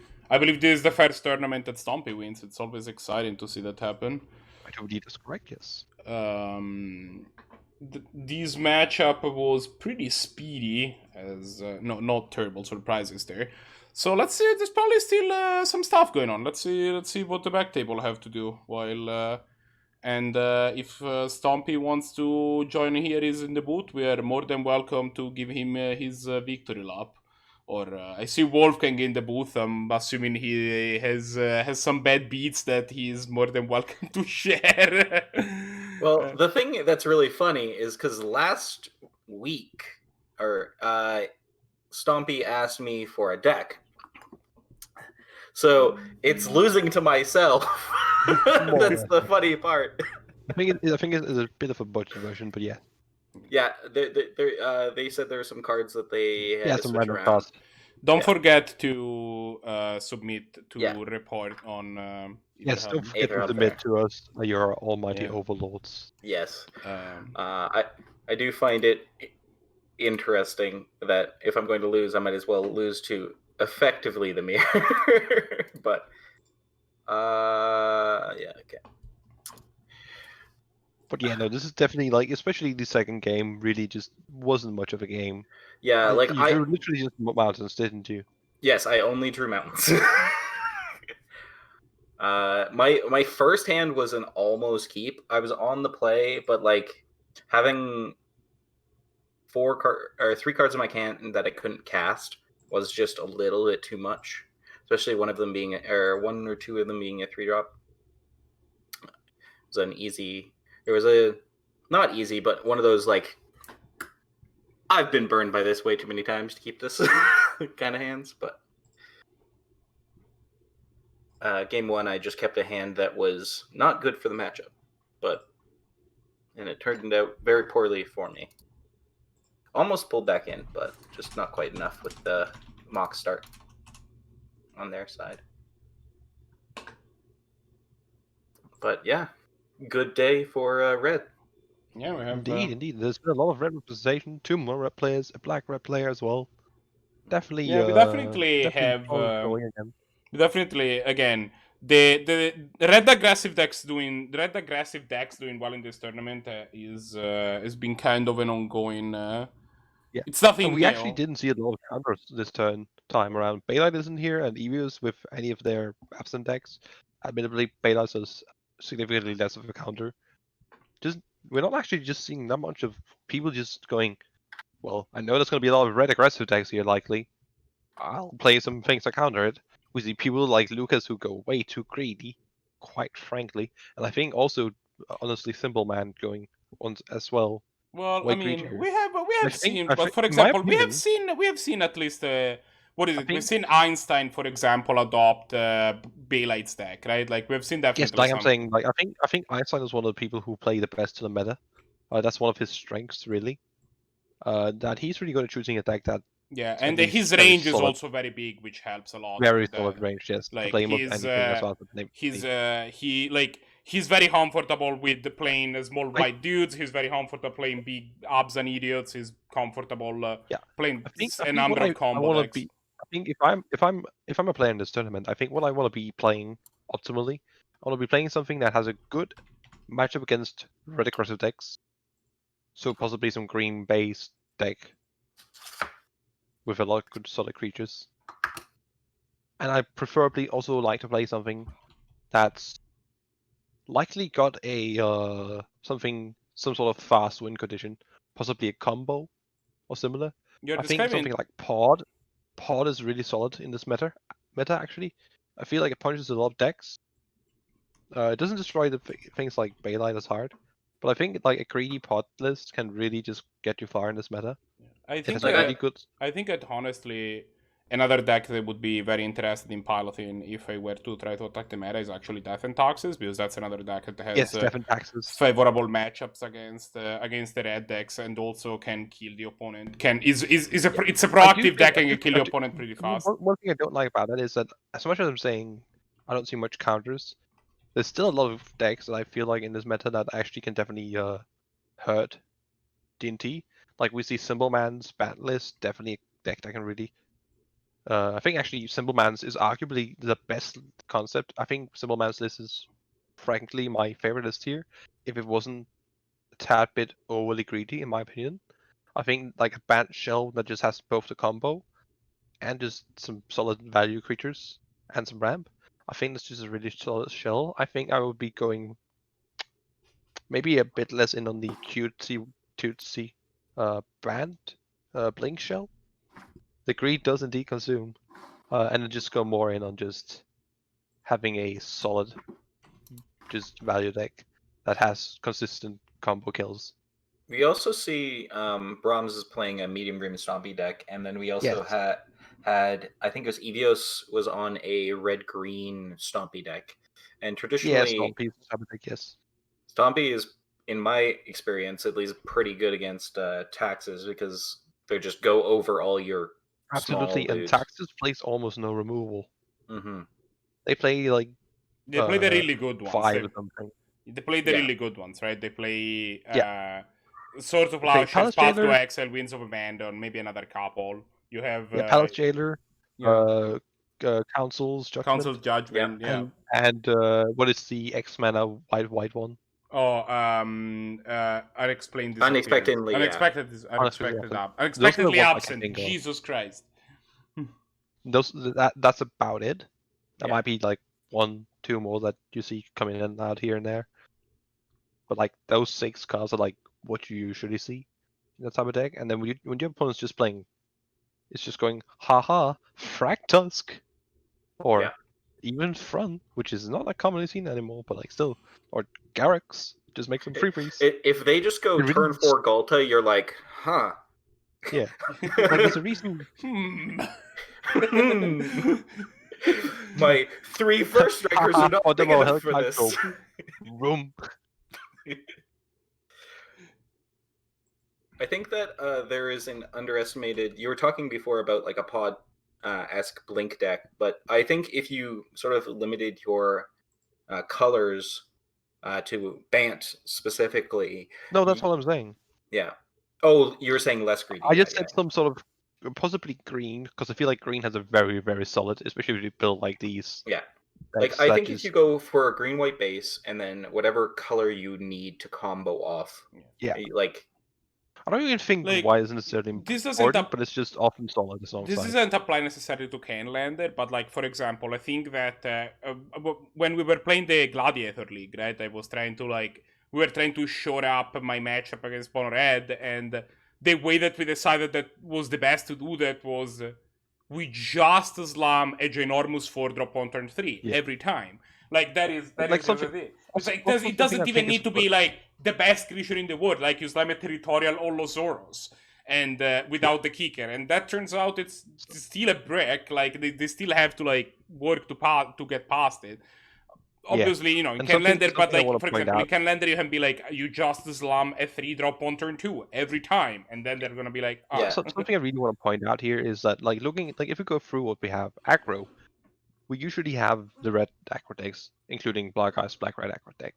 Like those are usually the Aggro decks we have. At times we have Death and Taxes, which you can argue is also kind of a mid-range deck. It is a bit of an in-between. mhm. But that's mostly what we see in terms of aggro. At times we see someone trying black green or like aristocrats or what do I know, right? But like it's mostly just red aggro. So that's like what you're focusing on aggro. Then we see mid range. Mostly what we see in mid range is we see some I was gonna say rock, but that usually isn't actually mid range, it's more controlish. Usually we don't see much mid range. That is in like in the typical mid-range. When we see mid-range, it's more of a combo mid-range. In the, for example, Sibylman's list, it's more the type of mid-range we end up seeing. Less than like yes, we have Baylights, but arguably Baylight's list isn't that mid-range. It's mid-range control. Yeah.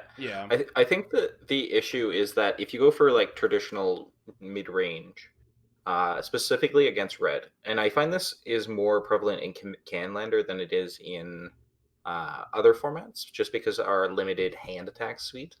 But you have the problem that yes, you get the big book beaters and stuff, but against red specifically, red's amount of reach actually allows you to just die to them just having chump blockers forever and then just kind of thing. Wraths I are disagree. Hmm. I think it decently built, and I was specifically talking green based mid range here. Mm-hmm. Yeah, I think something like let's say Abson or Jund mid range deck, for example. I'm specifically talking black green versions, but like even something like What do I know? I was gonna say S, but that's not even green. Bant mid-range could honestly, if we assume a non-combo version, can honestly all have a very solid mono green, mono red matchup. Yeah, like I think the biggest thing is you have to have a answer to all that burn, because like in a Yeah, matchup but I like think that this, mostly comes in the form of life gain, and I think you don't need to overkill it too much. I think just play your kitchen fences, play your scavenging oozes, and maybe even Rakdos if you want to go that far. yeah, like the game we're playing right now, we have the situation where the board is effectively stalled. We have a creature that can't be dealt with on Brahms' side, and we just have such an awkward situation where Blahguy is going to be drawing 3 from this, probably getting in for a bunch of damage, and then just being able to reach over. Like, despite them having a great mid-range creature in Thrun, Well, it's just you're being this run is over. what I'd argue. I'd argue that Brahms is not playing a mid-range deck for starters. Yes, but I'm saying that Thrun is a traditionally good in mid-range threat. But then again, I will also say it is a card that's good in this board state. If it wasn't for the fact that he doesn't have much else of a board state, and this is not a fault for the front card. No, This is more of a general how has the match played out kind of thing. Yeah. I do think you're right. Like you have to, especially with how much red we have in our format, we have to consider like 5 isn't safe necessarily because a red deck. Keep that in mind. But I also don't think it's as bad as people give it credit for. yeah, okay. Like I- I definitely have games where I'm like sitting with my opponent like 5 and I'm like shit, I'm probably just gonna get killed before I get back in this game if not burn. Because I have like, an if you have a interesting couple, query. if you can get, especially, and this is why I think, in my opinion, if you want to play a green-based, I think the 2 best mid-range, 3 best mid-range decks, I think are following. Absent, if you want to play something that's green-based, because I think white just gives you so much. I think green-black, if you're playing green, is the best combo. Firstly. And then I think white just adds so much that the other colors don't add. Like you get a lot of solid cards, and you get like some life gain that's really solid here and there. You get some really solid removal spells. I just don't think like you need red removal. There's some fine red cards, especially red black. Gives you some nice mid range card. And blue, I mean, I guess blue is decent. You can things like Aggro and such. Yeah, like I So think I think a block range deck could be decent. But I also think that if you want to play something that's not, I think look to Jeskai. I think Jeskai is really solid and underplayed. I know that when Loma was here, he also talked about him really liking Grixis. And I think Grixis as a sort of tempo mid-range deck as well, also quite solid. The problem that I see, like, so Jeskai has traditionally been good, and I even with like a lot of my life gain sort of hedges in my deck still have problems with it. I feel that Jeskai doesn't have as good early game early game setups for like threats. You don't have those early threats that allow you to like get those combo matches. You do have to lean a little bit more on your counters and such. So I find that specifically, I think green black in a red is better. But the thing I'm thinking is, at what point is a green black mid range deck a control deck? Because we talked about this with Baylight's sort of Abzan, where it does lean more control-y. Is it, what is the line there? And it's so hazy that like even Ben's deck from like last year, the Sultai mid-range control deck, like that deck would probably kill in this meta. But at the same time, you just have this control deck that like it is more controlling than mid-range because it can't actually kill that quickly. And the combo decks that are in the format do kind of get hated by it, but at the same time, we do have a lot of decks that just come in and it's like, well, I'm gonna lose this matchup to tempo or something like that, and just run them over. Just for reference, what deck were you talking about here? There is a deck that Ben was playing last year. I brought it to GP Portland. I remember that deck very specifically because it rocked me. Did you say it was Bug or Jeskai, or what was it? Sultai, yeah, so Bug. Sultai. Yeah. You're playing all of the good value-esque creatures from the green-black shell. You're getting blue cheap counter spells and interaction. Yeah, and then it especially with starts black. being more of a control deck. Yeah, Yeah. control mid-range. Mm-hmm. Yep. And like that's the opposite coin to, I think, Baylight's white one. It does not kill nearly as quickly because it doesn't have things like Siege Rhino to end games. But at the same time, you just have this thing of like, well, I'm going to win eventually when I get to it.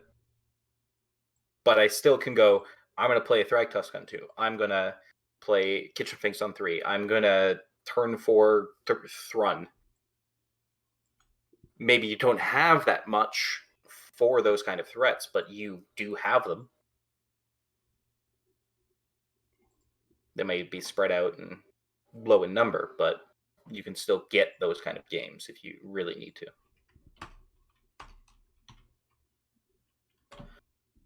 What do we have here? It looks like It looks like we have Zannty's Blue-Red Tempo against Goodpoints X Eggs. combo or Second Sunrise or whatever you want to call it. I think eggs. Eggs is a good description of it. And I like Zannty's side Oops, in this. all artifacts. Oops, all, yeah. And in this case, also oops, all to there and Canning mana. Because this is a deck that just can generate mana once it goes off. It doesn't go as mana heavy as something like Academy, but has a lot more cantrips than say Academy compared to it. And I feel like it also has more infinite combos just randomly lying around. now. I'm being Is correct. he getting one with this transmute artifact? Like, I'm curious to see. I think I could imagine something like, depending on what you want. at 4? Like No. I don't know this deck well enough to go. You want so and so and so. Yeah. Depending on like how combo-y are you going to be. Oh god. Well, looking at the graveyard, there's not a lot to get back, so probably nothing recursive. Maybe like Again, like without knowing what they have in hand and knowing the list, Oh, it's really would, hard, especially with decks like X. oh yeah, Yeah, Ironwork, that makes a lot of sense. If they have like some sort of like face reward in hand. No, I think they're just sitting I'm on. sorry, their hand is 3 lands. I thought that they had put. Oh, if they had 3 lands. oh Academy. ruins though. I don't like that line actually anymore. Okay, so I actually really dislike getting Crackline Ironworks here. Like, what is it doing? What is Ironworks doing for you here? so Ironworks is meaning that anything you draw is live. I'm I guessing. think I would have gotten in this situation, off the top of my head at least. Same CMC. What is it called? Card from I think M19, the Mystic the Forge. Forge. Mystic Forge. Yeah, I think Mystic Forge is a card. Like you have the mana. Mhm. You have what? 4, 5 mana, 6 mana with a land. Like you can just start going off and drawing some cards. Yeah. Like I- and it's really good against the blues like counter spells and such. Like yeah, they counter, and then you probably draw a couple more cards and like you just go choo choo. Wow, it may be that Blahguy isn't playing it, but I'd be very sorry, not Blahguy. Goodpoints isn't playing it. I'd be rather surprised. Oh wow, that's a really good draw. yeah. Very interesting draw as well. I think you absolutely play the memory. Oh, we're gonna see some sacrifice an artifact. I wouldn't have sacked the artifact there. I would have just No, played I the just ruins. play a land, play the memory jar, and just say pass the turn. Go. Yeah. Just Are they wait a gonna turn on my land and try and go off. Maybe even depending on what you have in graveyard, Inventor's Fair, Guild Globe, Expedition Map, you could even get greedy. And Okay. Chain of Vapor is non-land permanent. This isn't awful. This yeah, like you're not getting much out of this. we have not played land. No. So it's not quite a loss actually, because you can do the following: you can play Wooded Foothills, whatever, crack the Ancient Den, play a Mindstone, tap Mindstone, sack for mana, play Wellspring, play Egg, just cycle those cards. Yeah. Maybe draw some more artifacts, and then But you can go ahead and reshape with the blue and the mana from Wooded Foothills.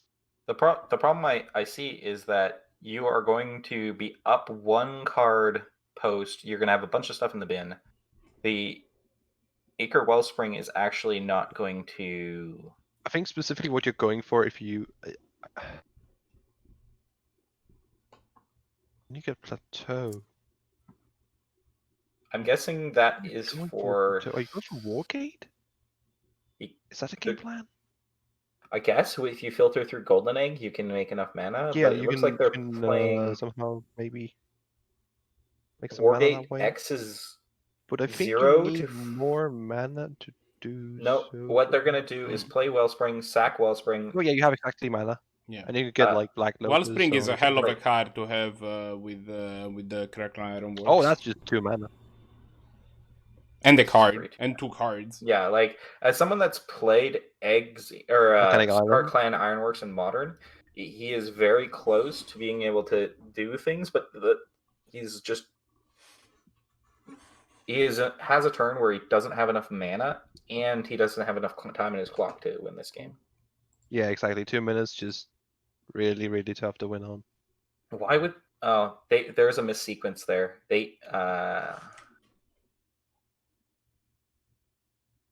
That's interesting. So they're not casting Wargate. I think I they're am just really unsure trying what to. they're going for here. The plateau is probably so that if they get Second the Sunrise. second sunrise, they can go. But I'm that's one. sorry, face reward probably in this Yeah, case because you don't have anything on white. Yeah, well, that's why I would have played the Mind Stone first. Yeah.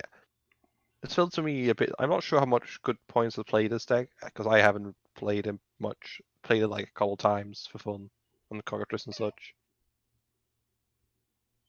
But like, feels to me at least like a good points just went. I don't know what I'm doing if I don't find face reward here, and like didn't consider the fact that there were other lines of play. Like yes, admittedly you want to play as many cards from your hand as possible. Like yeah, just crack this welding chart, get a milestone in play. Honestly, Yeah, like if I was in their position, I know I'm play not going these to have chains of paper. much. Like,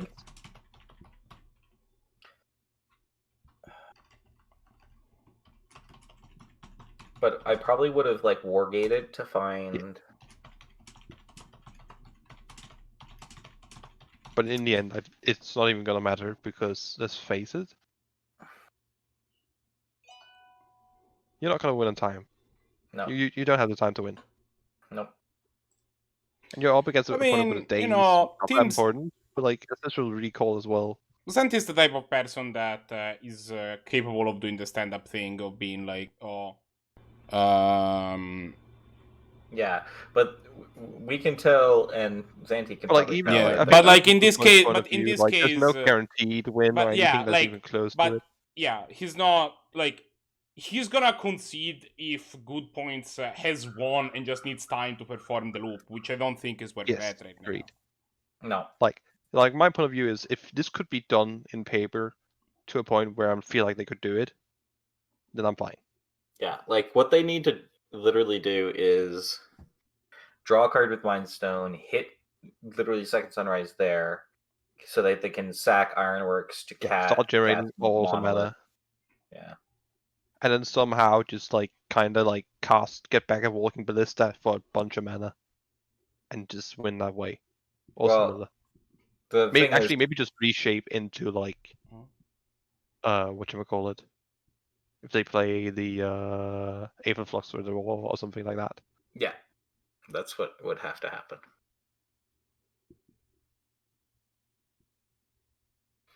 Looks like Zannty won game 1, so Yeah, Zannty was you're up done there. again, so this There's is it. 2-0.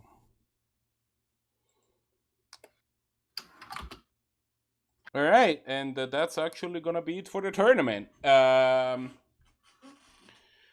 want to congratulate Stompy for his first win, for his 10-point win this season, and actually period. I want to thank all of the players for winning and Gosmith for coming with me on this journey in the booth. But only the players that won. Yes, only the players that won, obviously. Yeah, since you're thanking them for winning. Screw the Yeah, rest yeah. of you. Yeah. Someone has mentioned No, I thought Stompy, we will have that. I thought Cymbalman won last week, right? No, Stompy won last week, didn't he? Oh. Didn't he beat Blahguy in the finals? I don't know. Well, either way, if so, well, congratulations for the return in for the consecutive wins. You know how like we had like the seasons. We had like a long time where like Mono Red wasn't really dominating, and now it's return of the Red Deck wins. We could check the tournament report, but I'm way too lazy. If we want to go back to Mono Red not dominating, I'm down with that. Like, if people want to show up without Mono Red and show up with like Paradox, that's okay with me. I want. Zannty is complaining. Zannty, here's my pro tip: add white, start playing Lightning Helices and such, and just go to town. I have, as a Screw reminder, budget. if you're watching this on YouTube, go in the description down below. If not, if you're in chat right now, you can type ! Discord. That's going to give you a link to the official Canadian Highlander Discord, which is a great place to encounter... Team, stop scrolling my Discord link count by giving the time walk explanation. This is not relevant right now.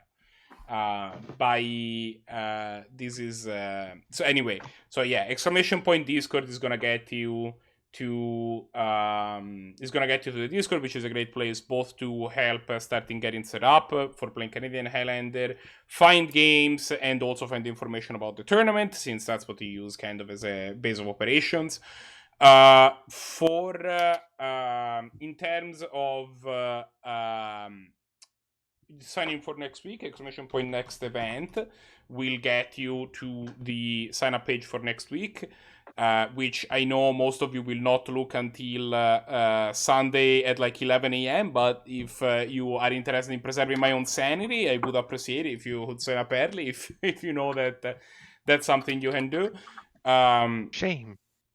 Also, just a reminder that we are brought to you among other things, like the fact that we spend our time and here and we put tournaments on the line is in part made possible by the fact that we have people subbing to the channel. And if you want to be part of the 10 Point family and get some of our incredible emotes, which we're working on, we're gonna get better emotes hopefully soon. This is your opportunity to do so. Please subscribe to us, especially if you have your Prime currently Gaming only sub. have 2 emotes. Is that correct? 2 emotes. We only slots. have 2 emotes. One of them is currently unused. The other one I want to replace. So we're gonna have to see, but we're going to. I'm gonna see if I have the time to fix that, or to ask somebody to fix the emotes that we want soon. Either way, with that said, I wanted to go ahead and raid the Corey Hope because he was live playing some Paper Highlander, except that he went offline. So I guess that the next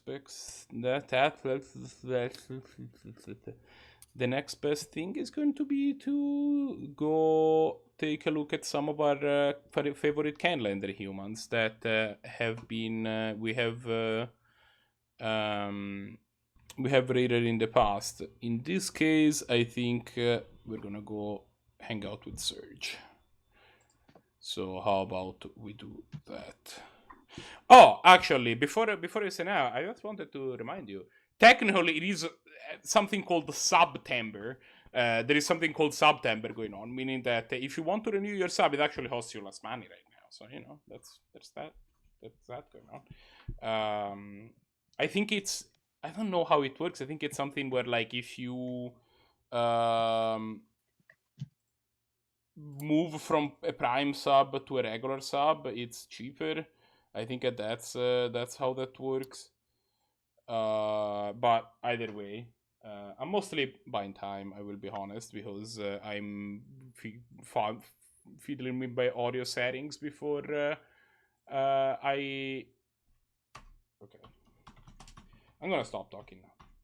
And let's go see what Surge is doing. Talk to you all next week. Thanks for watching. Bye.